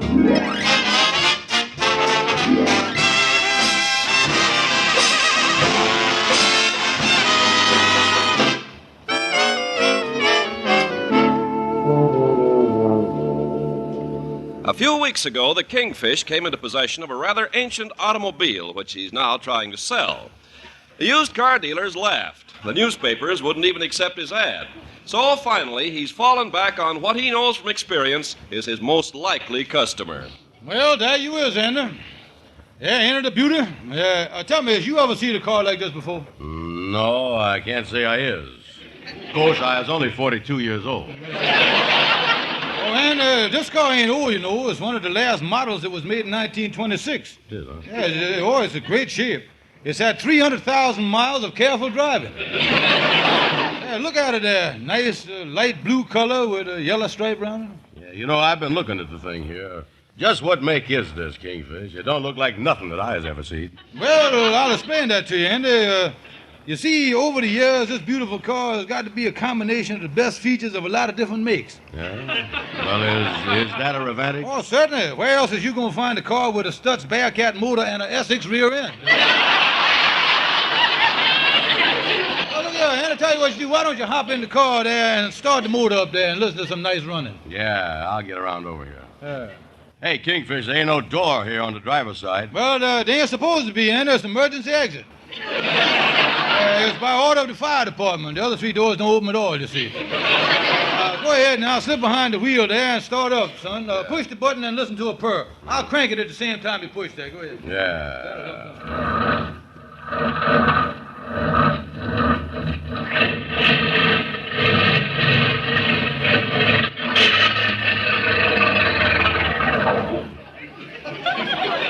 Andy, how'd you like the sound of that Stutz Bearcat engine under the hood there? You know what? It sounds like the bear's trying to claw its way out to me. Tell me this. How come it stalled like that? Oh, ain't nothing serious, Andy. Most likely the gasoline in one of them octanes must jammed in the transmission there, you know. Yeah, well, I don't know about this car. I like them new ones with the hydro-erratic drive on. I tell you what, though, I might consider the thing if the price was right. How much you want for it? Well, Andy, the base price is $20, but if you want the extras, like the motor and the wheels, it'll run you up. What would that stuff be? $400. $400? Kingfish, I ain't interested in the car. You ain't? No, definitely not. I don't want no part of that car, and don't ever mention it to me again, neither. That's right, Andy. Keep an open mind on it there. I tell you, sleep over the thing overnight. We'll discuss it again tomorrow. All right. Where are you going now, Kingfish? Well, let's see what time it is. 6 o'clock. I gotta take Sapphire to some dance tonight. Mm-hmm. I think I'll step on into Lodge Hall here and take a little cat nap. You know, I was a little tired, Andy.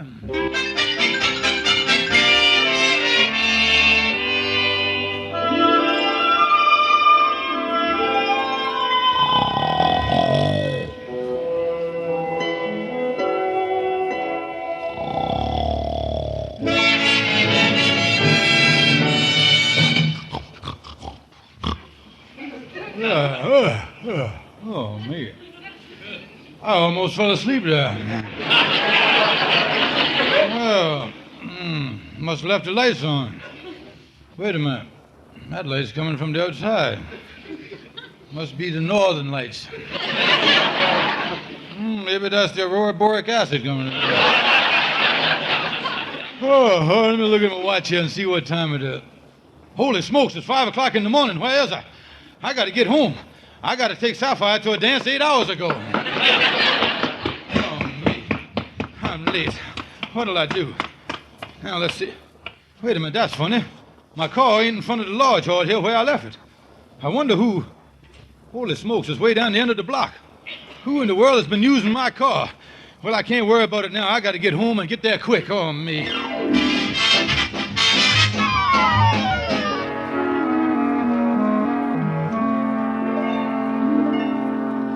Well, I'll get on in the house here.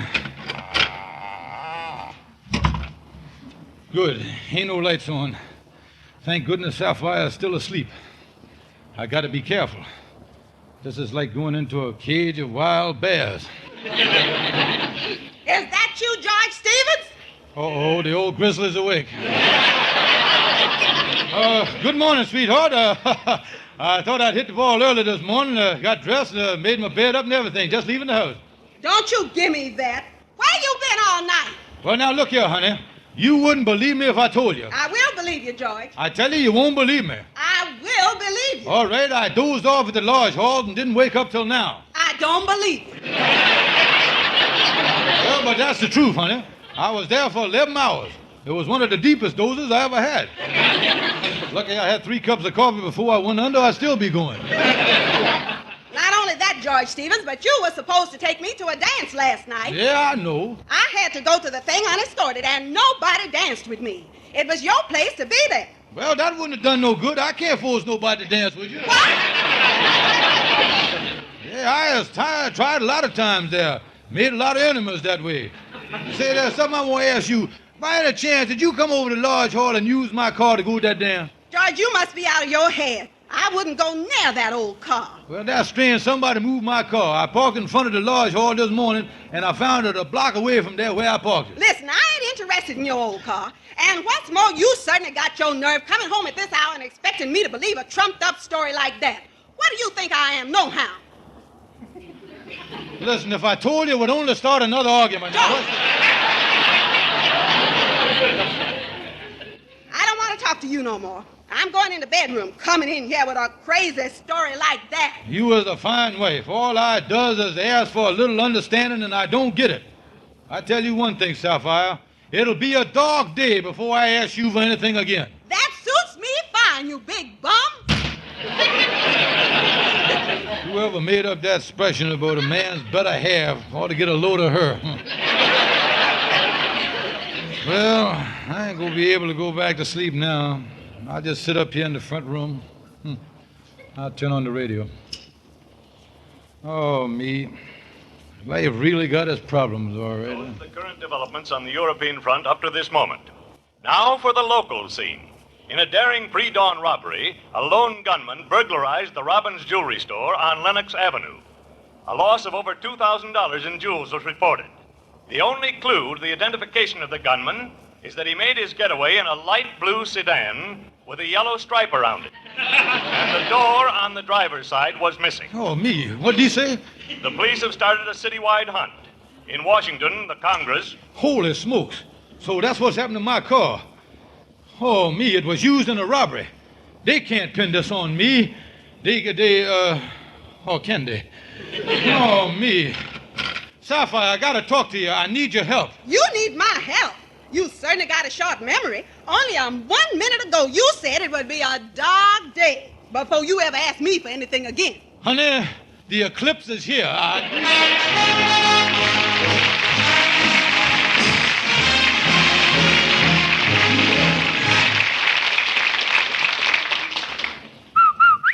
Happy little wash day song for a wash that's whiter and brighter than new.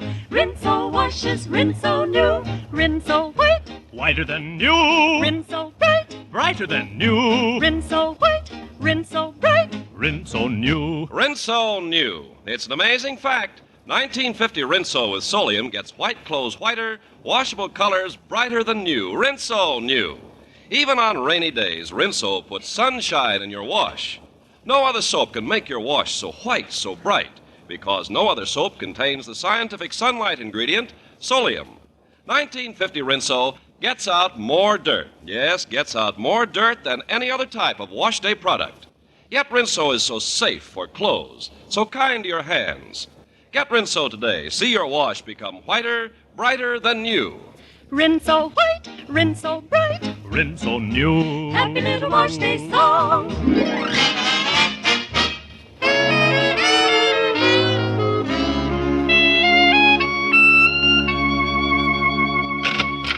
Well, come in, Henry. Hello, King. Say, what's wrong with you? I never see you look so worried. Well, I is, Henry, but I just can't tell you about it. Oh, Kingfish, you can confide in me. After all, I has been your intricate friend for years. Tell me this, did you read in the paper about the jewelry store robbery? Yes, I did. Well, Henry, my car was used in that robbery. The police is looking for the car. The thing is, I was asleep in the lodge hall doing the robbery, so I ain't got no alibi to prove that I didn't pull the job. Well, ain't there nobody that could testify that you was sleeping there? Nobody seen me. I ain't got no witness. Yes, you was in a bit of a jam.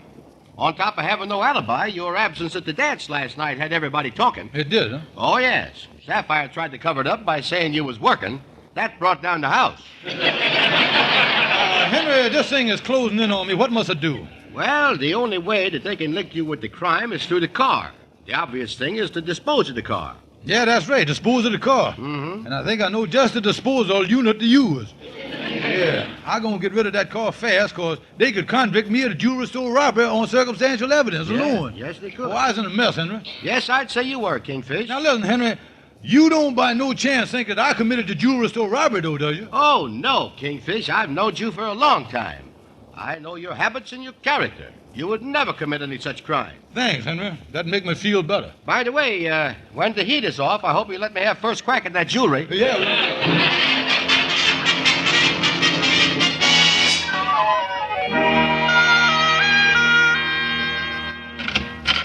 Well, come in, Brother Andy. Say, Kingfish, you done left a message up at my place for me to come over here. What you want to see me about? Well, Andy, old pal. Hold it right there now. Whatever it is, I don't want to hear about it. Yeah, well, what's the matter there, Andy? Listen, I don't want to hear nothing that starts out with Andy, old pal. I can never afford it. Oh, no, Andy. I asked you to come over here to do you a favor. Oh, what's that? And I done reconsidered about that car of mine. I don't care what you has done. I ain't paying no $400 for that junk heap. Well, now, that's what I just getting at, Andy. I has done shaved the price a little. If you act fast, you can have the thing for $2. $2? Well, I don't know, Kingfish. You see... would you take the car if I give you $2? Well, tell you the truth, Kingfish. Would you take the car if I give you $400? Listen, Kingfish, the thing I want to know is why is you so anxious to get rid of this car all of a sudden? Well, then, I can see that you ain't heard about the economic conditions of the country. What you mean by that now? Well, you remember last year how the automobile business went from a seller's market to a buyer's market? Yeah, I heard something about that. Well, yesterday the thing took a turn for the worse. Yeah. It's now what they call a giver's market. That's what it is. You mean to say, Kingfish, you want to give me the car for nothing? Yeah, and I know when I was licked, boy, you really got me over a barrel. Yeah, you really sensed the trend of the times, you know it? I did? Oh, yeah, still playing dumb on me, huh? You was a slicky, all right. I know when I was beat, Andy. Look here, I got the contract all filled out here. I done already signed my name on it, right there where it says victim. See there, there's my name. Right? Oh, yeah, well, I guess I was pretty smart, all right. Oh, yeah. Yeah, Andy, yeah, take the pen and put your John Hancock right there, right on them dots, right on top of them. Okay, Kingfish. Hey, look here, I just noticed, and you done dated this thing wrong. This is dated last Wednesday. Well, yes, Andy, now, I had to make the thing retroactive so that you owns the car as of last Wednesday, you see. You see, this is Sunday, and Sunday's always been illegal business for everybody except delicatessen stores, you know, stuff like that. Sign right there, Andy, right on them dots, right on top of them. All right, all right. Yeah, put their full name there. There you is.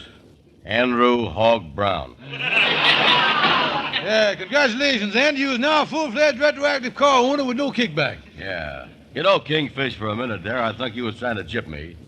But like you say, I was too smart for you.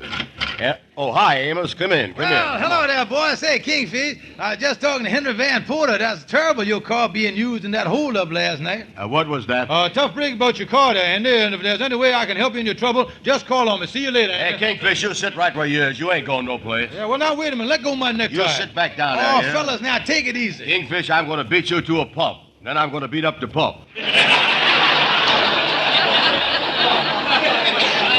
Now, wait a minute, Andy. You wouldn't hit a man who weighed 130 pounds and was shorter than you would you? Yeah, I'd enjoy hitting a man shorter than I am. All right, then you and Amos fight. I'm going to get out here. Yeah, come here. Come back here. Listen, Kingfish, look at here. Oh, listen, boy, look here. There ain't no time to fight.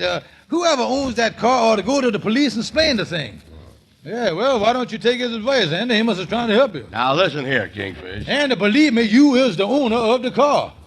Hey, is that right, Andy? I don't know, Amos. I just signed a radioactive contract. I put my John Hamhock on it and everything else.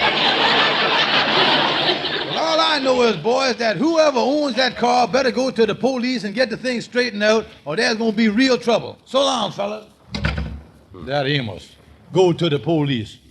Why do he always want to do things in a roundabout way? Ask me that. Listen, Kingfish, now, about me being revolved in this thing. Now, don't try to back out of it, Andy. You was already signed the contract. On top of that, you was revolved in another way. You remember about 2 weeks ago, you was with me when I bought them seat covers for the car? Yeah, well, what about it? Well, you saw me buy the material, didn't you? Yeah. There you was. You was a material witness. Wait a minute here, now, just a minute. Listen, Kingfish. Oh, not only that, but you was with me when I bought the horn for the car, so you was accessory, too. Andy, you was in this thing half a dozen different ways. Yeah. You know, Kingfish, I can get in more trouble doing nothing than anybody I know. Well, don't worry, Andy, old pal. I'm going to stand by in your time of need. That's the stuff. Now you're talking. What can I do to get out of this mess? Well, Andy, I kind of been mulling over the thing for a while. I've been talking here, and I think I done mulled myself up an angle here. Good. Look here, if the police is looking for a light blue car, why don't we paint the thing some other color? Yeah, you got something there, Kingfish. Yeah. Then the police can never catch up with us. What color you think we ought to paint it? Well, we don't want to paint it no color that's going to attract attention. No. We want to use something that ain't conspicuous, you know. Yeah. I tell you, we'll paint it that dark red color, that, what they call it? Oh, that's a great color. It's called macaroon. Yeah, let's...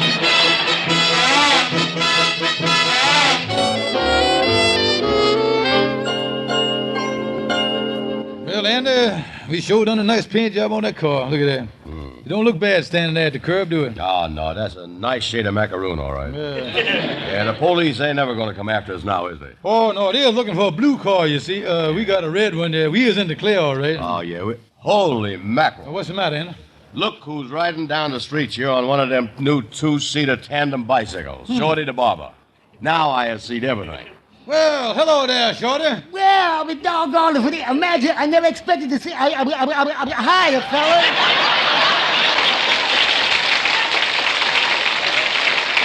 Hey, Shorty, that tandem bicycle you got there, that is really something. Oh, yeah. Me and my gal has been having a nice ride here, whizzing around corners and everything. Oh, by the way, fellas, I'd like you to meet my gal. Permit me to introduce. It gives me great pleasure to where is she? Yeah, you must have lost her off of there someplace, Shorty. Yeah, well, that's life. I say, Kingfish, didn't this car of yours used to be light blue? How come you painted it? Well, now, look, Shorty, keep your big mouth closed about this, but somebody used this car in the jewelry store robbery. That car, Kingfish? That's right. Well, then you fellas is in awful trouble. Well, what you mean, Shorty? Well, now, this is a strange thing, fellas, but the janitor of the Lennox Arm apartment, and he was up in my barber shop this morning. He was telling me that a woman that lives in apartment 622 in that building, she see the robbery.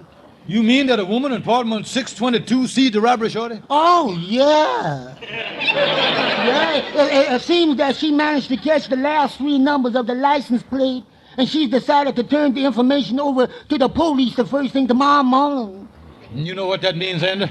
Yeah, I hope I get an outside cell, that's all.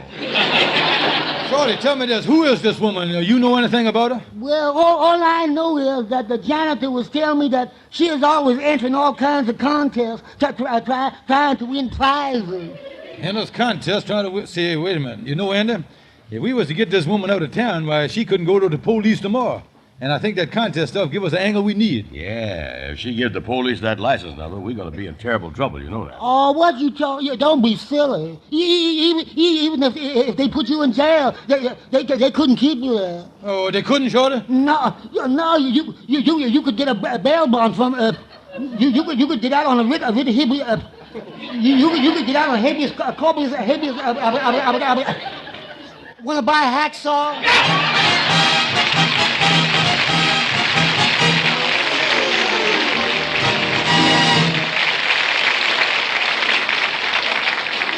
Friends, I wish Amos and Andy were on television tonight because I have here 12 beautiful Christmas cards that I wish all of you could see. They're really handsome, colorful cards, each a print of a winter scene by a famous American artist. Now, you'd say the set of 12 cards is a big dollar value, but here's a surprise. You can get them all for just 25 cents and a Rinso box top. Yes, 12 cards with envelopes for 25 cents and a Rinso box top. But you must hurry. There's only a limited supply. The address is Rinso Christmas Card Club, Box 30, New York 8. This offer is limited to the continental United States, Alaska, and Hawaii. Allow 3 weeks for delivery, but hurry, avoid the last-minute Christmas rush. Send 25 cents and a Rinso box top to Rinso Christmas Card Club, Box 30, New York 8. Do it today.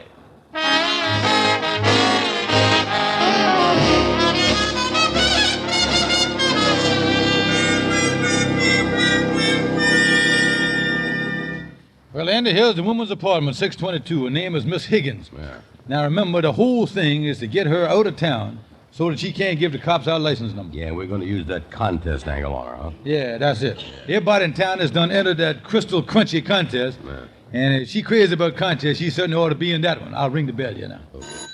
Yeah, now, don't forget, I, as the head of the company, and you as the chief contest judge.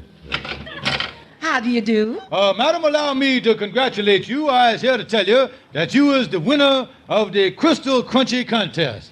Oh, you mean that I won the contest? Well, won't you come in? Well, thank you, thank you. Allow us to introduce ourselves. I is Mr. Crystal, president of the outfit. And our vice president, Mr. Crunchy, couldn't make it today, but this gentleman here is the judge of the limerick contest, the famous poet Henry Wadsworth Brown. A real poet? Oh, how charming. I've always wanted to meet a real poet. Likewise. Yeah. He is one of the top men in the racket. Yeah, he wrote some great poetry, Under the Village Smithy, Little Bo Peep, and all that stuff. Say something to the lady in poetry, Wadsworth. Roses is red, violets is blue. I is happy to meet up with you. Yeah. Every word of Jim. He's a genius. Oh, tell me, I'm so excited about winning the contest. Which one of my limericks won it? Which one you say? Yes, I sent in 3. Well, I tell you, miss, all 3 of them won. You won win, place, and show, yeah. That's right. You won the contest right across the board. Yeah. Oh, this is so exciting, winning the contest. Mm-hmm. Now, when do I get the $10,000? Well, we brought well, you see, that is, $10,000. Well, don't stand there, Wadsworth. Say something. Roses is red, violets.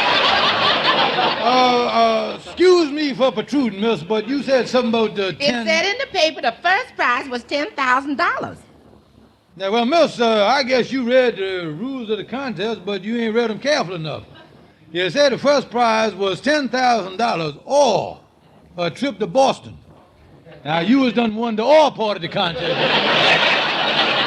I don't want to go to Boston. Would you care to try for Cincinnati? I don't want to go no place. I just want to get my money. Well, now, look here, miss. Don't be a sore winner. Now, here's your ticket to Boston. The train leaves at 9:15, and you'll have to hurry. Well, I guess I ought to get something out of this contest, and I do have some friends I could stay with. Well, here's the ticket. Hope you have a nice trip. Oh, yeah, this is the best time to see Boston, right now, right away. Well, I'll get packed now, but I wish I wasn't leaving till tomorrow morning. I was going someplace with my sister in the morning. Your sister? Yeah, she saw a robbery, and she's going to the police station and give them the license number. Oh, me. Give me back that ticket, lady. Wadsworth, you better take another look at them limericks, you know. So long, lady. Yeah. Well, Andy, what do you think? Roses is red, violets is blue. The thing didn't work, and I think we is through.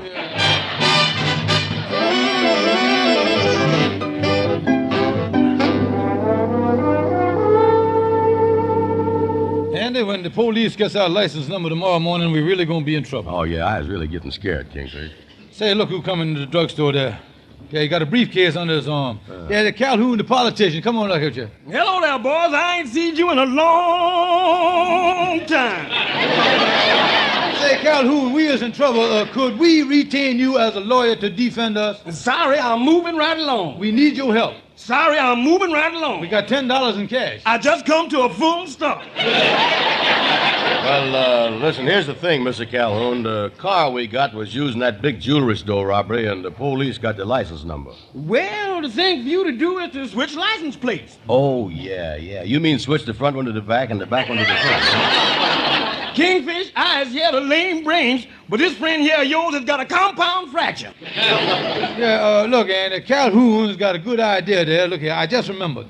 Right after this last New Year's Day, one of the Lodge brothers went to Florida and left his car in my customary. It's in the lot in the back of the lodge hall there. Been sitting there since New Year's Day. Yeah, we can take our plates off, throw them away, and put his place on our car. Oh, yeah, they'll never catch us that way. Oh, this is great, Calhoun, but one thing, if the police do catch us, is you got any experience in defending these kind of cases? Experience? When one of my biggest cases, I defended a fella that shot a man. Yeah, well, what happened with the thing? Nothing to it. I asked for a short trial, made a short speech to the jury, and asked the judge for a short sentence. Well, how did your client come out? On a long rope.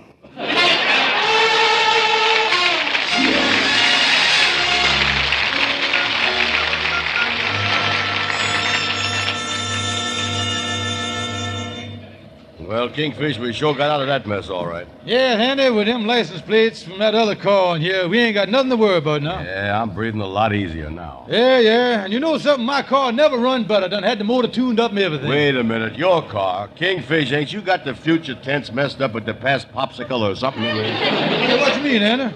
Well, after all, Kingfish, I done signed a contract saying you give me this thing. And look here, I done been meaning to explain this to you. That contract was on the basis of a quick-term option, and your franchise done perspired. You ain't got no more right to this thing here.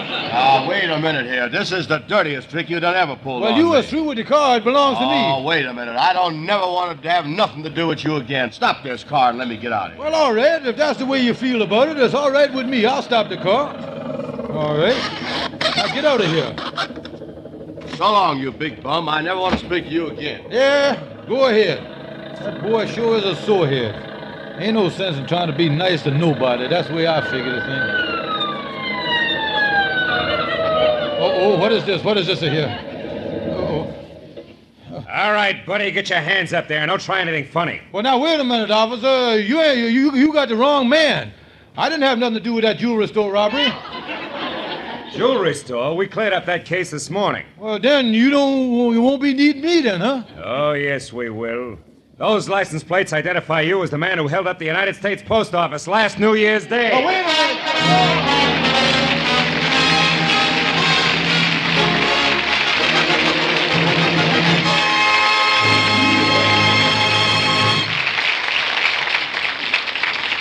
You know, Andy, my wife says there's one thing all women agree on. Yeah, well, I suppose I am kind of good looking. Yeah, but what she meant was that they all agree about Rinso. More women use Rinso than any other wash day soap in the world. Rinso gets white clothes whiter than new, washable colors brighter than new, because only Rinso contains Solium. Rinso is great for dishes, too. Rinso makes the hardest part of dishwashing easier. Pots and pans positively shine. Get the economical giant-size Rinso right away. Stay tuned for the Edgar Berg and Charlie McCarthy program, which follows immediately over most of these stations. Good night, folks. See you next Sunday.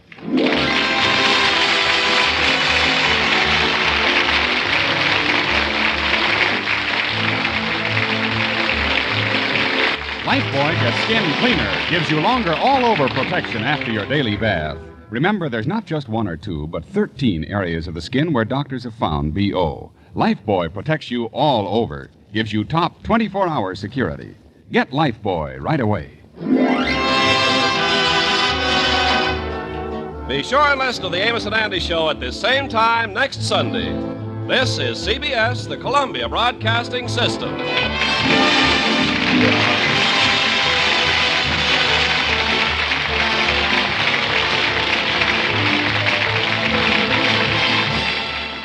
76 years ago, October 23rd, 1949, Amos and Andy here on Classic Radio Theater with Wyatt Cox. You know, if you're in a situation like that, your belly's going to get rumbling too.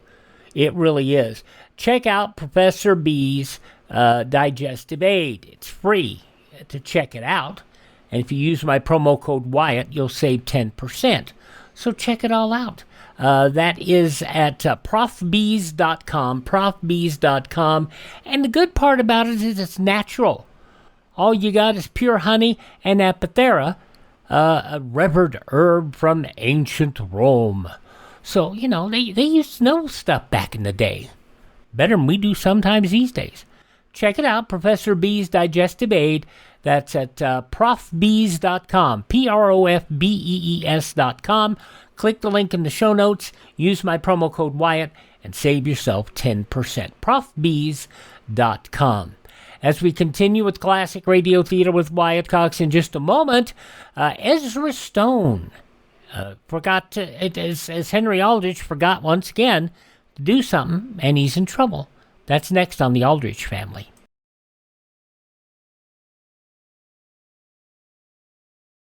Keep your guard up. That's the key slogan of the 1950 National Guard recruiting drive, and it's a slogan as timely as today's headlines. More than ever before, America stands prepared, and the National Guard must recruit approximately 220,000 men as soon as possible.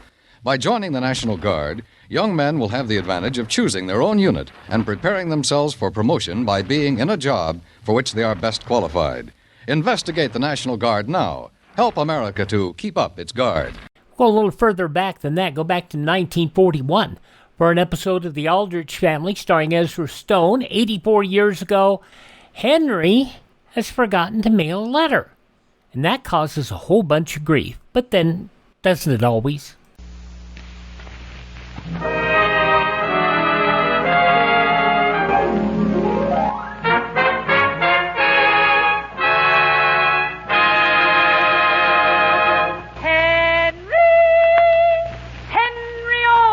Coming, Mother.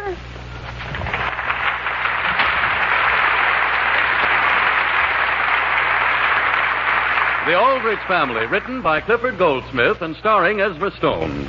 Entertainment for all the family, brought to you by Postum, a tempting, wholesome drink for all the family.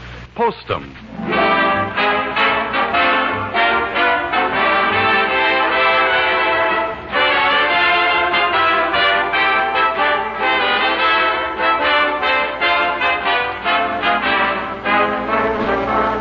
Yes, folks, it's time again to drop in on the Aldrich Family. Time to enjoy the relaxation that comes from a visit with this typical American family. Relaxation, of course, is something we all need. And sometimes, if a tense, nervous condition prevents you from getting it, it's well to ask this question. Is coffee making you nervous? Would you be better off drinking Postum instead of coffee? Well, now, far be it from me to imply that there aren't many folks on whom coffee has no ill effects whatever. That's obvious when you consider how popular coffee is. But I do know that coffee does make many people nervous. So if you think it sets your nerves on edge, switch to Postum. Postum contains no stimulants, nothing that could possibly affect your nerves. Drink Postum with all its flavor and fragrance instead of coffee, and see if that nervous feeling doesn't go away. See if you don't feel really relaxed again, once you give Postum a fair trial.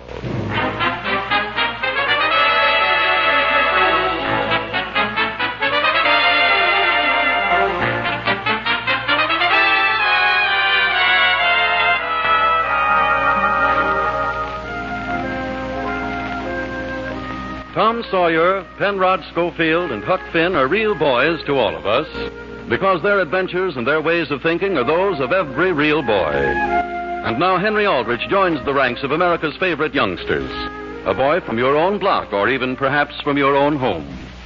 We join Henry Aldrich and his friend Homer in the Aldrich living room. The time is just before dinner. Gee, Homer, if that isn't a nice thing to do to my best coat. Now, listen, Henry, you talk just as though I'd thrown it into the lake on purpose. I didn't know my girl was going to jump. When? When the bee attacked her, out in the canoe. Oh, gee whiz, Homer, look at my coat, soaking wet. And I'm supposed to wear it to the lecture next week. All right, Henry, if that's the way you feel about it, watch and see if I ever borrow your coat again. And look at the things in the pockets. Look at my girl's picture. She's all warped. Part of that's natural. It is not. Eleanor Wentworth is one of the best... Oh, boy. What's the matter? Oh, boy. What have I done now? Look at this letter. It's wringing wet. Who's it from? I don't know who it's from. Only somebody in my family gave it to me to mail last week. They did? Yes, Homer, and I never thought you'd do a thing like this to it. Who's it addressed to? Well, that's the trouble. Can't you see the water's washed all the ink off the envelope? Whose name is on the back? Not so loud, Homer. Do you want my mother to hear you? Henry, are you almost ready for dinner? Why, yes, I am, Mary. Here, Homer, take this coat and this letter up to my room. Now? Sure, and put them on the radiator and turn on the heat. Okay. Homer, your mother phoned for you to come home a long time ago. Oh, she did? Well, thank you. Mary, I've been intending to ask you, is Joe Graham still out of town? Yes. That's what I thought. If I remember correctly, you gave me a letter to mail to him, didn't you? Yes. That's what I... Did you ever get an answer? Yes. Oh. Well, that's fine. Why do you ask? I was just wondering. Mary! Yes, Father? Your mother wants you to help her in the kitchen. Oh, my goodness, I'll go right out. Hello, Henry. Hello, Father.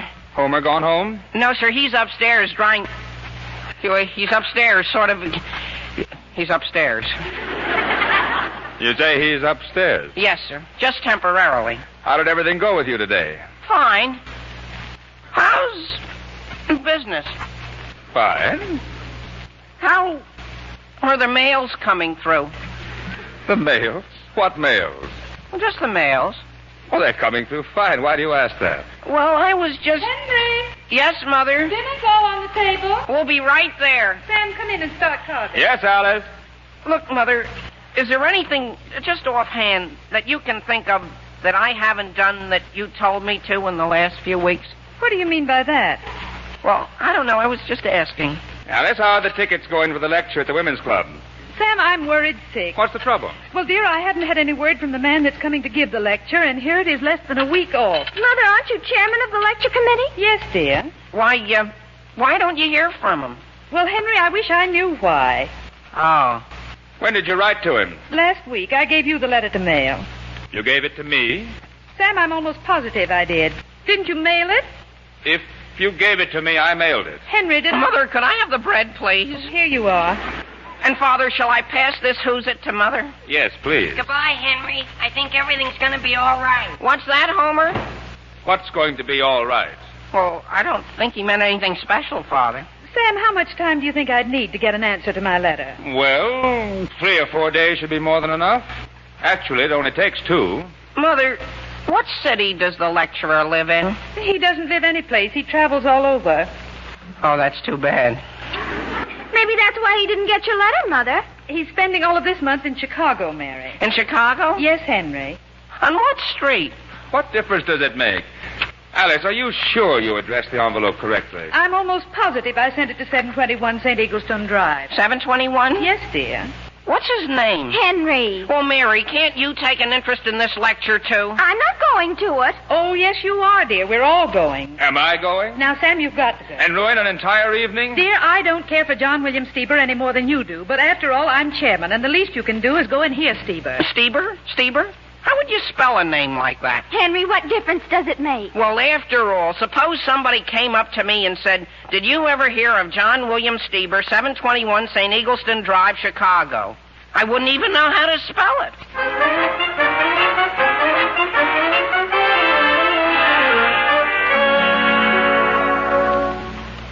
Sam, have you been able to get them? No, Alice.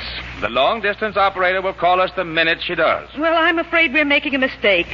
People who bought tickets to hear John William Steber lecture on Guatemala the Beautiful are not going to care for a lecturer on child behavior.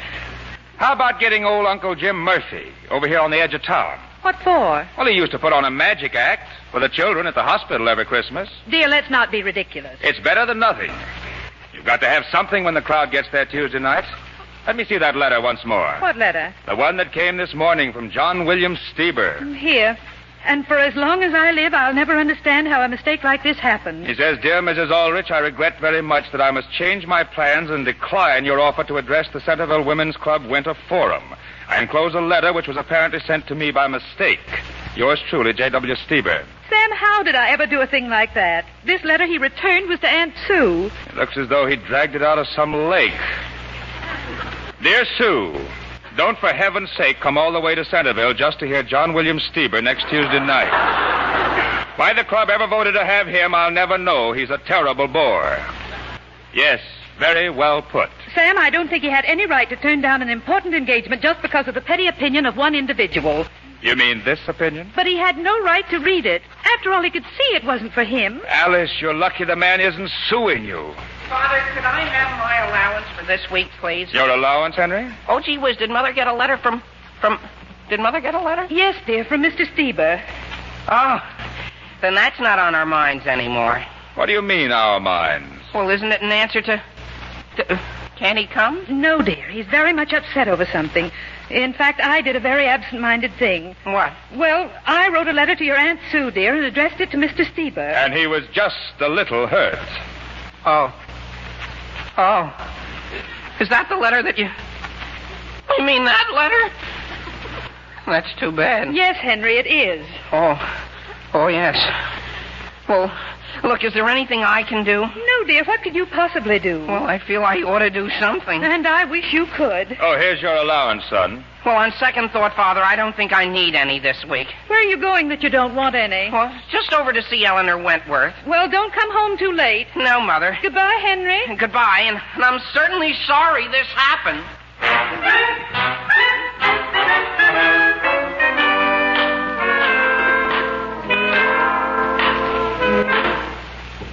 Henry, don't you want to sit here on the sofa and look at these pictures with me? Pictures? These pictures. Henry, tell me. What? Are you worried about something? Oh, me? You've been sort of so preoccupied ever since you got here. I'm not preoccupied. Have you any writing paper? Any what? Writing paper. I've decided to write a letter to Chicago. Now? Yeah, I think it's something I've got to attend to. Well, I have a little, but it's pink. Well, that's all right. Gee, in a case like this, I don't think I ought to take the time to worry about the color. Oh, all right. What are you crying for? I'm not crying. Well, what have I done? I'll tell you what you've done, Henry Aldrich. I'll tell you. You asked me to save this Saturday evening for you, and ever since you've gotten here, you've hardly said 10 words. I have? Yes, you have it. And now you want to write to somebody else. To whom are you speaking? It's only me, Mrs. Wentworth. Oh, you wait, Henry Aldrich, and see whether I ever save you another Saturday night. But I can't help it if the Women's Club is expecting Guatemala, and then he won't come. Henry. Mother, has Henry gone crazy? No, I haven't. Aren't you going to the lecture Tuesday night? Yes. Well, that shows how much you know about it. He isn't even coming. Who isn't? Nobody. That's why my mother's got to get someone, and it's all on account of... Gee whiz, Mrs. Wentworth, I feel I ought to do something about it. Well, my gracious, why didn't you say what was on your mind, Henry? Mother, you ought to know someone. You know lots of musical people in Chicago. Well, I don't know anyone, dear, we could get on this short notice. Do you know some musical people, Mrs. Wentworth? Well, you see, Henry, I studied music right up until I was married. In fact, Henry, Mother was going to have a career in music, only Father asked her not to. What did she play? I sang. Well, gee whiz, are you the one I always hear in church? Sort of louder than everybody else? Well, my voice always was noted for its body. Oh, yes. Mother, why couldn't you help the Women's Club out and sing? Instead of Guatemala? Oh, I don't think I should, Henry. Sure, why not? Gee whiz, my mother's Oh, desperate. now, please, Mother, I'd love to hear you sing. Eleanor, your father'd never speak to me again. All right, he doesn't have to go. I know my father won't. Well, thank you just the same, Henry, but you know how people turn up their noses in this town at home talent. Has to come from Chicago or it isn't any good. But after all, Mother, you studied in Chicago for years, right on Michigan Avenue. Well, of course, the hall at the Women's Club is just ideally suited for my voice. It is? Oh, of course it is. And Mother, Mr. Tyson, who plays the organ at the church, can accompany you. Yes, dear, if I can just keep him from playing too loud. He always thinks he's the soloist. Well, gee, I'll have my mother have a talk with him. She's chairman. She can tell him how loud to play. No, dear, no, I'll take care of that. You just ask your mother whether there's anything in particular she'd like to have me sing. Okay. Here, let me see now. What is it you're writing, Mrs. Wentworth? Here are 2 suggestions for her. One's French, dear, and one's Italian. That's fine. And is there any song you could sing from Guatemala?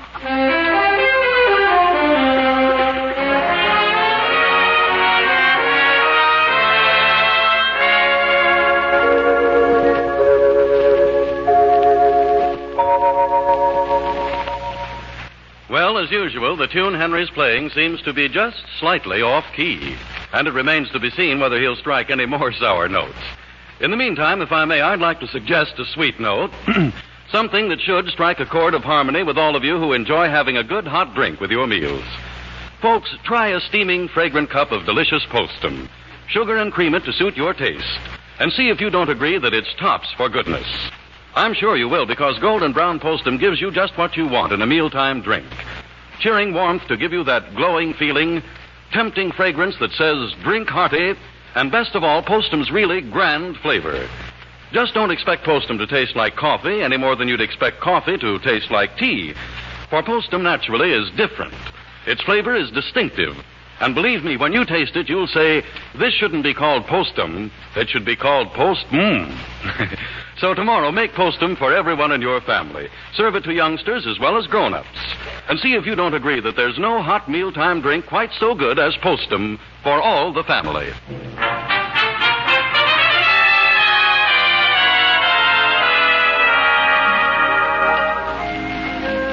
Now, getting back to the troubles of Henry Aldrich. Henry, feeling just a bit guilty because his mother is unable to get a lecturer for the Women's Club for next Tuesday night, has found that his girl's mother once studied music, and that she is more than eager to arise to the occasion. Well, as he starts for home, he carries with him a list of songs she would be willing to sing. The scene opens late that night in the Aldrich front hall. But, Sam, I couldn't have concentrated on a game of bridge tonight if I'd had to. Well, worrying about Tuesday night's lecture isn't going to help any. Let's go up to bed. Have you locked the door, dear? Yes, dear. Henry in? Yes, dear. His coat's right here in the closet. After all, things could be worse. Why don't you simply announce that there won't be any program? Because I was asked to get someone. If we cancel it, I've utterly failed. Hey, wait a minute. What's this? What's what? This note by the telephone. A note? It's from Henry. Mother, you will be relieved to hear that Mrs. Wentworth, I think, has the solution to your program. She would like, when you can, to talk to her about it. About what? I don't know, Alice. I haven't finished. She sent along the letter that is with this, which she says you will understand. Glad you won't have to worry anymore, Henry. Is this the letter she sent? Yes. Dear Mrs. Aldrich, no doubt by the time you read this, Henry will have explained everything. Here are a few suggestions for you to choose from. Don Fatale, Bate, Casta Diva. Sam, what on earth? Let me see that. Don Fatale. Who's Don Fatale? And Bate. Sam, did you ever hear that name before? Sound like some opera star. Sam, I know. Those are some of Kitty's friends. She's always boasting about the people she knows. What about it? She's suggesting one of them for our program. She says right here at the top we can have our choice. Yeah? Sam, where's the phone book? Who are you going to call? Kitty, of course. At this time of night? Sam, you don't think I could sleep when I'm this excited, do you? Here it is. Hello, operator? Alice, the Wentworths are probably in bed and asleep. Number, please. Elm 2621. I thought you didn't like Kitty Wentworth. Sam, I never said that. There are a great many things about her I haven't really cared for, but, dear, I think she has a lot more to her than people give her credit for. Joe Wentworth always said it took time to get to know her. I'm ringing your number. Just keep right on. They're probably in bed. Sam, do you know, I think I'll give a dinner party for Kitty and Batty Tuesday night. That's the least I can do. Good idea. Be quite an honor to have a concert star here for dinner. Hello? Is this Kitty? Oh? Kitty, this is Alice. Oh? Alice Aldrich. I just found your note along with Henry. Oh, yes. And I just want to say I'm so thrilled to think that you can help us. Really, Alice? I don't know what we would have done if you hadn't come to the rescue, because we did want to have something nice. Oh, don't mention it, dear. I thought afterwards perhaps I'd taken Henry too seriously. Oh, no, you just can't realize how grateful I am. Now, Alice. There's just one thing, of course, Kitty, and I hope you won't be offended, but naturally, it's the fee, of course. The fee? Oh, Alice, dear, there won't be any. You mean to say there won't be any charge at all? Well, after all, I've always wanted to do something like this for the Women's Club. Why don't you do this if you insist, Alice? Why not give the fee you were going to pay to the church? Of course, Kitty. We could divide it among all the churches in town. Yes, dear. Well, I won't keep you up any longer, dear. Goodbye. Goodbye. Here's hoping I don't have a cold that night. What? I'd certainly hate to wait 10 years to get a chance to sing at the Women's Club and then catch cold. What? But don't worry, dear. I won't let you down. Goodbye. What? Sam! Sam! Sam Aldrich!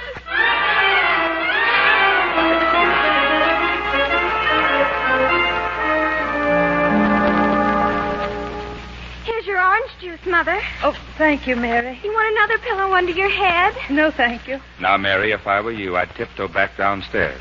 Sam, aren't you going to eat any breakfast? I've eaten.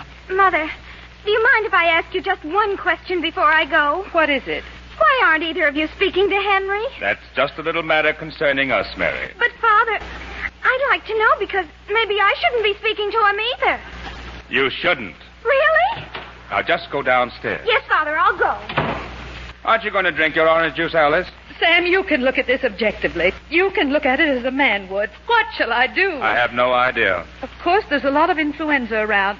I might get the Board of Health to forbid our holding the concert. Well, you can't get the Board of Health to do that. In the first place, the health commissioner is Kitty Wentworth's cousin. Well, I know what I'm going to do. What? Sam, I've been thinking things over.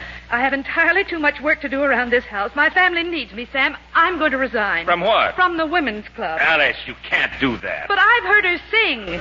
Alice, Joe Wentworth has been one of my best friends for 20 years. Father? Henry, your mother would rather you did not come in. I don't want to come in, Father. I just want to ask if I may go to church. To church? Yes, sir. I think it's a very good idea. You may go with me. The only trouble is my coat. Well, that's all right. Henry, open the door a minute. Are you sure it won't bother you, Mother? Henry, what tie are you going to wear? My black one. Dear, I want you to wear your brown one. Wouldn't black be more appropriate? Now, Sam. You don't mind if when church is over I stay for Sunday school, do you? Not at all. Now, please leave the room. Yes, sir. And then I'll come home and help Mary get dinner and rest a little this afternoon until I go back to evening service.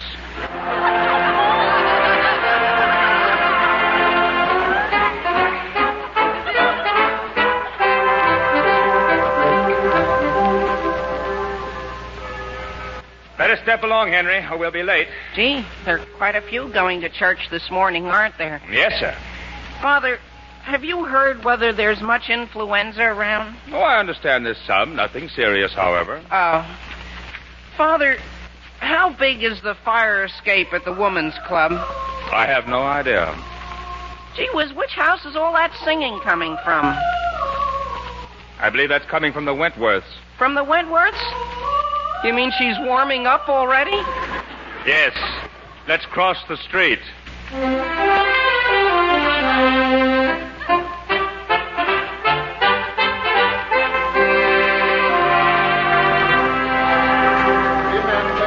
On Wednesday night, our regular Wednesday meeting will be held at this church as usual. Miss Eleanor Wentworth handed me this next announcement just before the service began. On Tuesday evening, the Centerville Women's Club Winter Forum will contribute a part of its receipts to the town's churches. The program, instead of being Guatemala the Beautiful, will be a vocal concert sung by our own Mrs. Joseph Wentworth. Let us pray.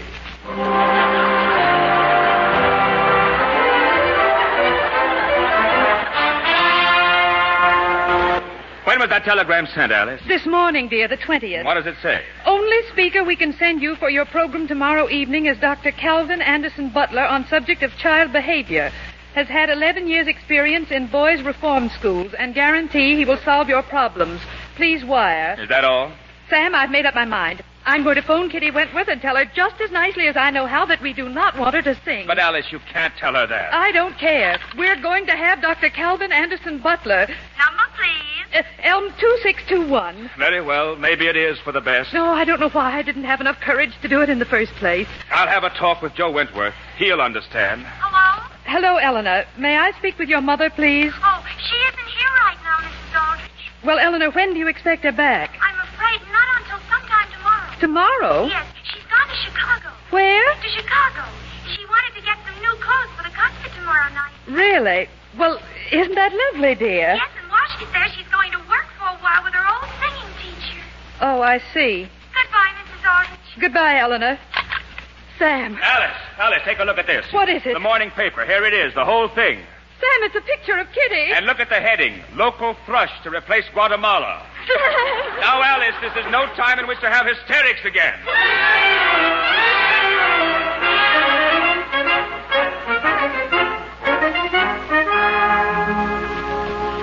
Homer, my mother wants to know whether you'd like a little job for tonight. Doing what? Ushering. Well, I'll usher, Henry, but I won't listen. Well, that's all right. When it begins, we can sit out on the front steps. That's what my father says he's going to do. Gee, you ought to see how sore my mother is about tonight. How did your mother happen to ask Mrs. Wentworth to sing? Well, we're very fond of the whole family. Come on, let's go in the station, Homer. What for? I want to weigh myself on these scales. Here, hold my Latin. Boy, have you lost weight. Well, gee, Homer, I've had a bad week. Henry. Do you want me, Mr. Taylor? You want to earn 10 cents, Henry? I've got a telegram here from Mr. Wentworth, and I haven't been able to get in touch with him. You want me to take it up to him? Sure. Here's the message, and here's your dime. Well, thank you very much. And Henry, don't you fool around any.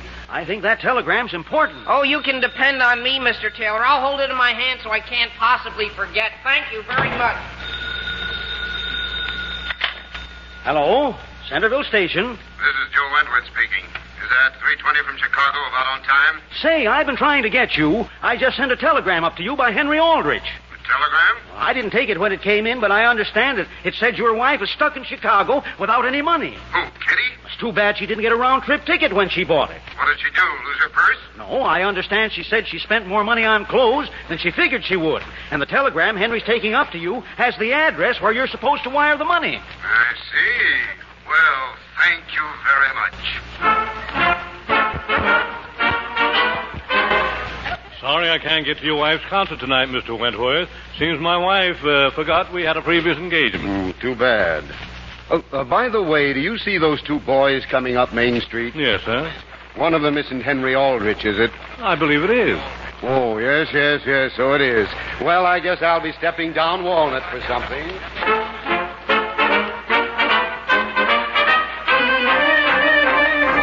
Look, Homer, look, there he is in front of the filling station. Where? Right there, getting his tank filled. And Homer, he sees us. Wave to him. Oh, Mr. Wentworth! Oh, Mr. Wentworth!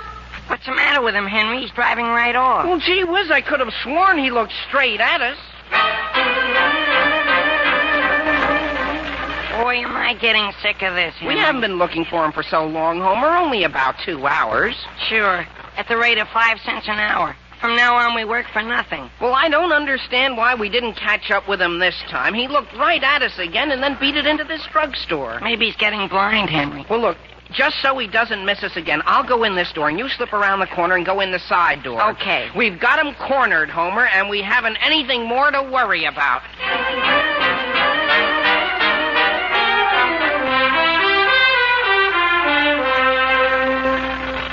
Tickets, please. Tickets, please. The program started yet, Henry? Yes, Mrs. Thompson. It's been going on for some time. Very many in there? Oh, gee, practically every seat's taken. In fact, I'm afraid you'll have to stand. Is that so? Just a second, if you don't mind going in real quietly. I'll open the door for you. All right, Henry.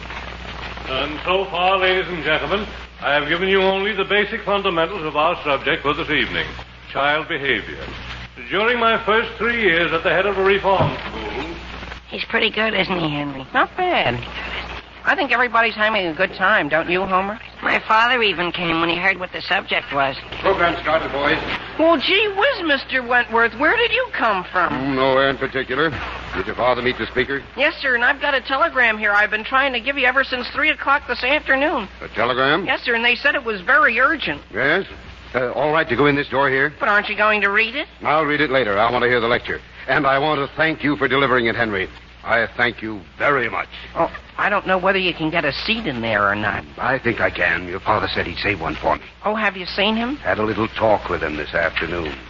And you parents who hesitate in giving your children responsibility should realize that although there is a certain amount of risk involved, in the end, our youngsters do somehow manage to get things done. It may not be in a straight line, but I have yet to see it fail when they didn't eventually get there. You know, Henry, that fellow ought to do a lot of good in this town. Let's step out and get some fresh air. That's what I say. They say they took in enough money so that every church in town can get a new window. Stained? Sure. Gee, that makes me feel pretty good. You talk as though you'd done the whole thing, Henry. Well, of course, I'm not entirely responsible, Homer, but I've sort of contributed my share.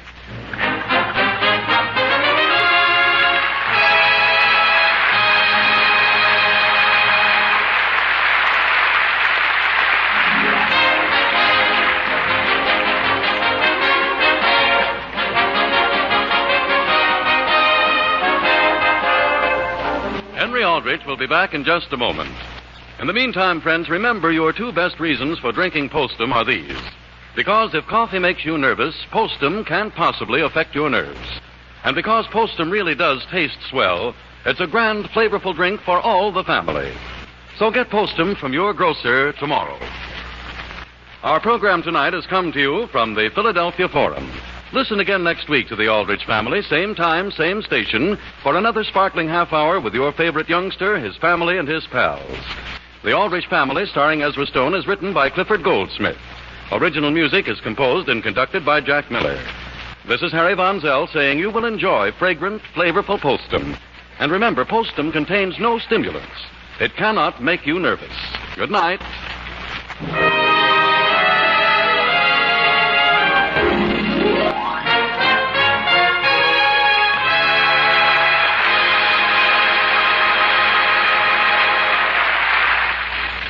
84 years ago, October 23rd, 1941, the Aldrich Family on Classic Radio Theater with Wyatt Cox. Coming up next, Claudia.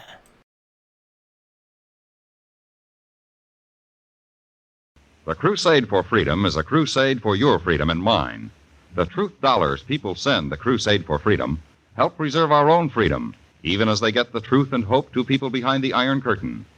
Truth dollars help finance Radio Free Europe and Radio Free Asia, the most effective weapons Western democracy has for countering lies and distortion. Send your contribution to The Crusade for Freedom, care of your local postmaster. That's Crusade for Freedom, care of your local postmaster. Just a quick note that Professor Bees that I was talking about earlier, that was developed for people who were going through cancer treatments that were having problems with their digestion. Well, it did such a good job, they started to figure out who else could benefit, and it took care of throat problems and all that. You know, honey, great for that. And all you got is honey and Apothera. Two simple things. And it's got a money-back guarantee. Check it all out. Go to profbees.com and use my promo code Wyatt to save yourself 10%. It's just that simple. profbees.com. And by buying there, you also support the podcast. So there you go. Check it out. What do you got to lose? What do you got to lose by listening to Claudia? It's fun.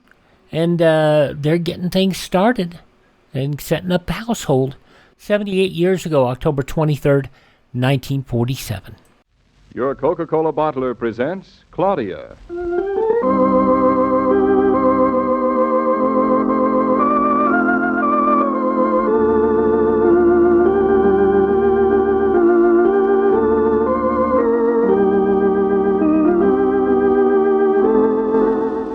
Claudia, based on the original stories by Rose Franken. Brought to you transcribed Monday through Friday by your friendly neighbor who bottles Coca-Cola.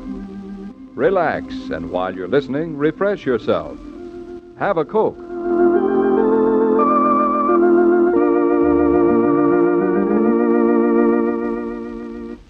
And now, Claudia.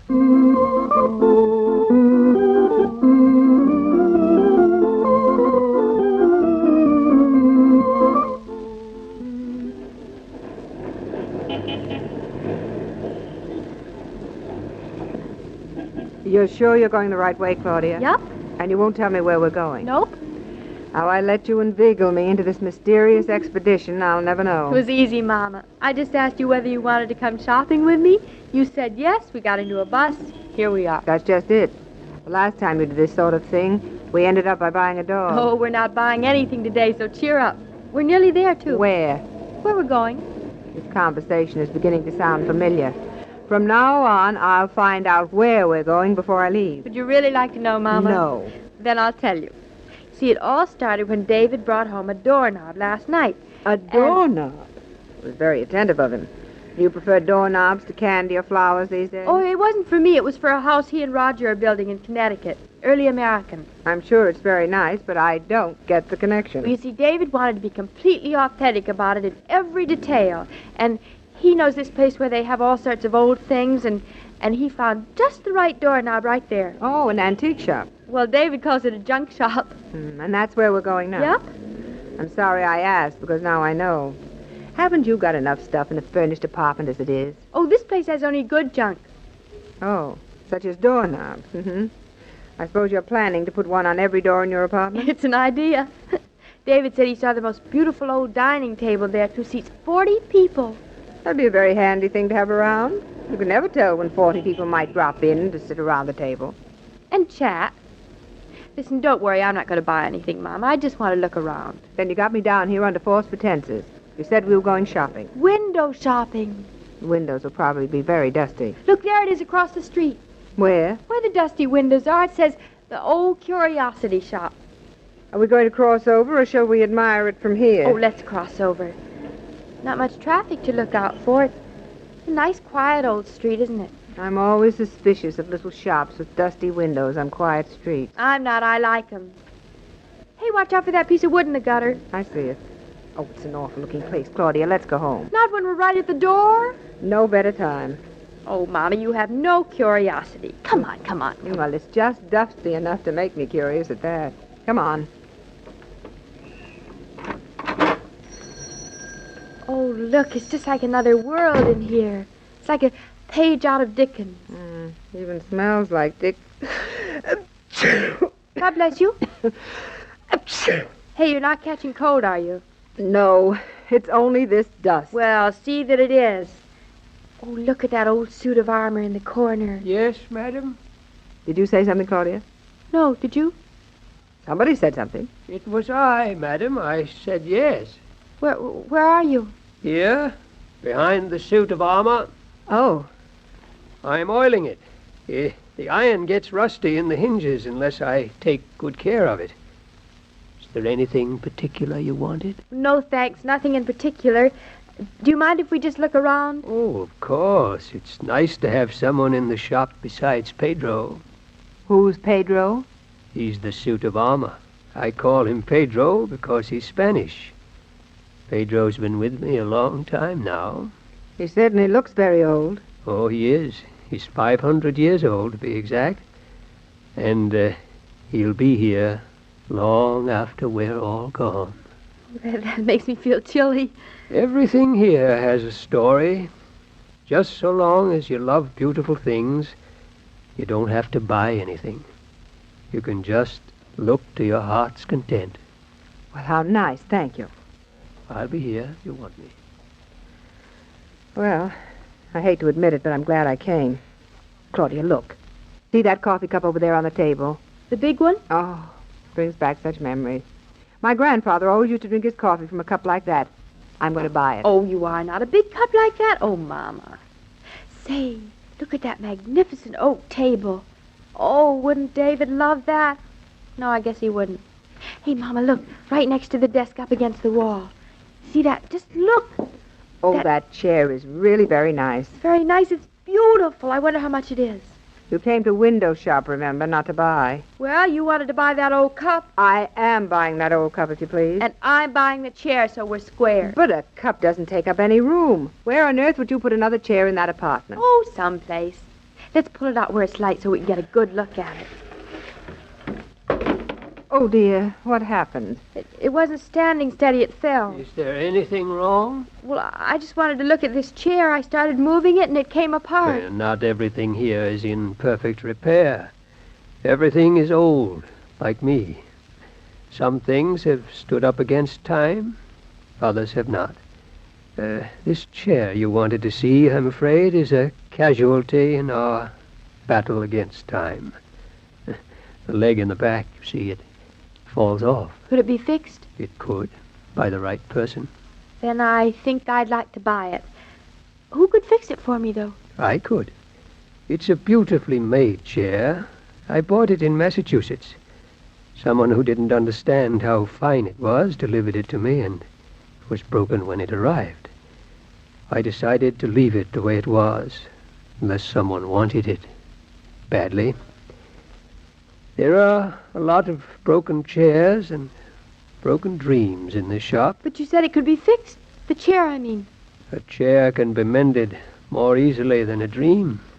Don't you think you better find out how much it is, Claudia? How much is it? Prices? Oh, there are no prices here. If I know someone really wants something, I let them have it at a price I think they can afford. Well, I can't afford a great deal, but I'd like to pay whatever you think it's worth. That's a good spirit. Many ladies don't always feel like that. Could you afford, say, $30? If I repair the leg? Oh, yes. Claudia. Are you going to pay $30 for a broken chair? Oh, No matter how much you wanted it, it isn't worth it, really. Oh, but it's such a lovely chair, Mama. Wouldn't it be awful if you didn't like it? Do you think you could fix it and deliver it to me by 5 tonight? I live in the city. I'll try. Will not be a very perfect job. It'll however. do. We'll have it fixed better later on when we get our own place. Oh, I'll write my name and address on this card and... Oh, yes, and Mama wants that big cup and saucer. How much is it? That's not for sale. Oh, what a shame. But if you will accept it as a gift, it's yours. Well, thank you, but I couldn't The accept it. pleasure is all mine, madam. The cup and the chair will be delivered by 5.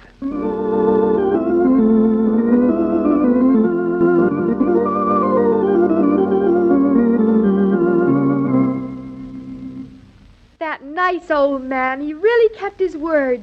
Oh, look, doesn't the chair look beautiful, Mama? Do you think David will like it, though? Oh, I mean, do you think he'll be disappointed in my taste for buying it? He'll be home soon, and you can find out. Mama, you know, this chair is just like my first cake. I fail to see the comparison, except that they were both pretty well smashed up. No, now be serious. It's like a milestone in our marriage. It's the first thing we really bought for our house with our own money. Something you bought with David's money, you mean? Same thing. Well, you know, that's a very good formula for a very happy marriage. There he is. There's David. I'd climb the highest mountain if I knew that when I climbed that mountain I'd find you and Mrs. Brown. Well, if it isn't the singing architect. A song with every house, and every house something to sing about. David, you fool. Say, there's something in my eye. It's me. Oh, I didn't know it was you. You don't look like you. Who do I look like? Somebody nice? I'm not sure yet. Back up so I can see. Don't budge, Claudia. Now, what are you two hiding? Why are both of you standing in front of me like that? I'm just standing next to Mama. And I'm just standing next to Claudia. Well, now that our relative positions are established, how would you two like to let me into the living room? We can all sit down and make believe we're home. David, I bought something today. Again? Animal, vegetable, or mineral? It's not animal this time. It's wood. Salad bowl. Let's go into the living room. It's less drafty than this hall. It's not a salad bowl. Piano? No, the apartment's too small for a piano. It's not too small for a chair, though, is it, David? A chair? What kind of chair? An old one. A beautiful old one. Oh, but we don't... You said it was an old one. I'll bet somebody passed it off on you as an antique. Where is it? In the living room. I've got to see this. Claudia, you don't know anything about buying just wait. Please hold your horse until you see it. There. Is that the chair? Yes, David. I'm sorry if you don't like it, but I... Don't like it? Wait a minute. This looks like... Oh, no, it can't be. Wait a minute. Let me turn it upside down. It is. Or if it isn't, it's the nearest thing to a Duncan Fife I've seen out of a museum. Lady, that's a chair that is a chair.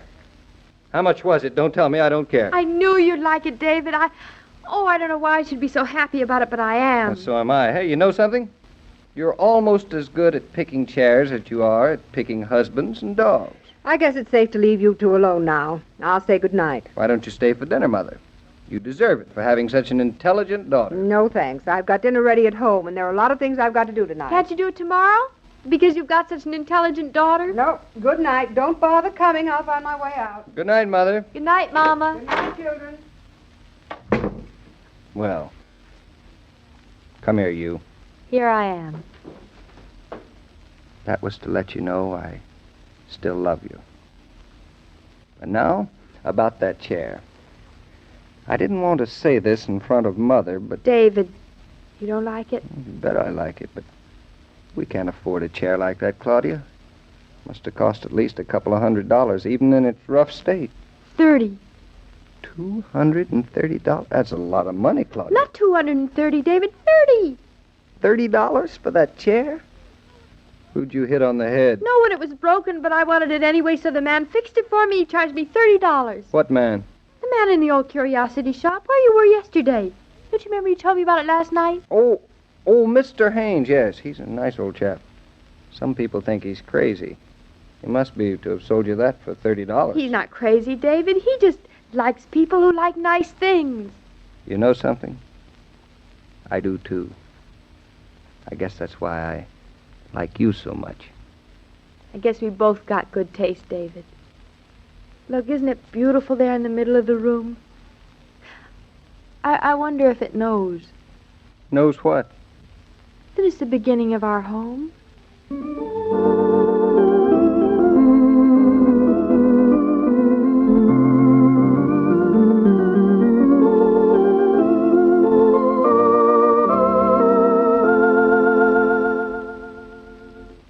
All story material used in this broadcast of Claudia was under the supervision of Rose Franken and William Brown Maloney.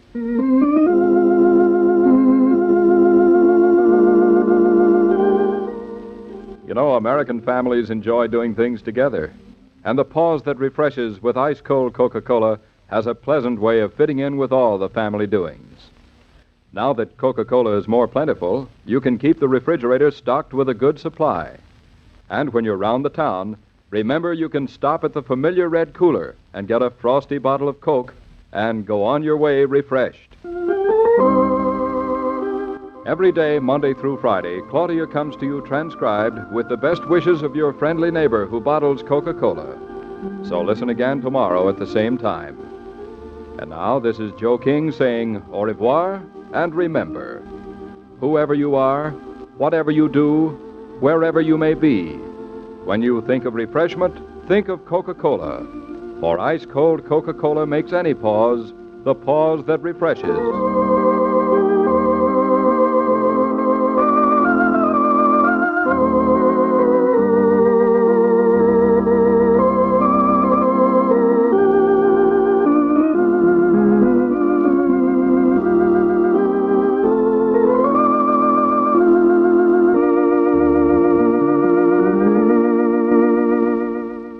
78 years ago, October 23rd, 1947, Claudia on Classic Radio Theater with Wyatt Cox. And check out Professor B's, profbees.com, profbees.com. Links in the show notes. And save 10% by using my promo code Wyatt.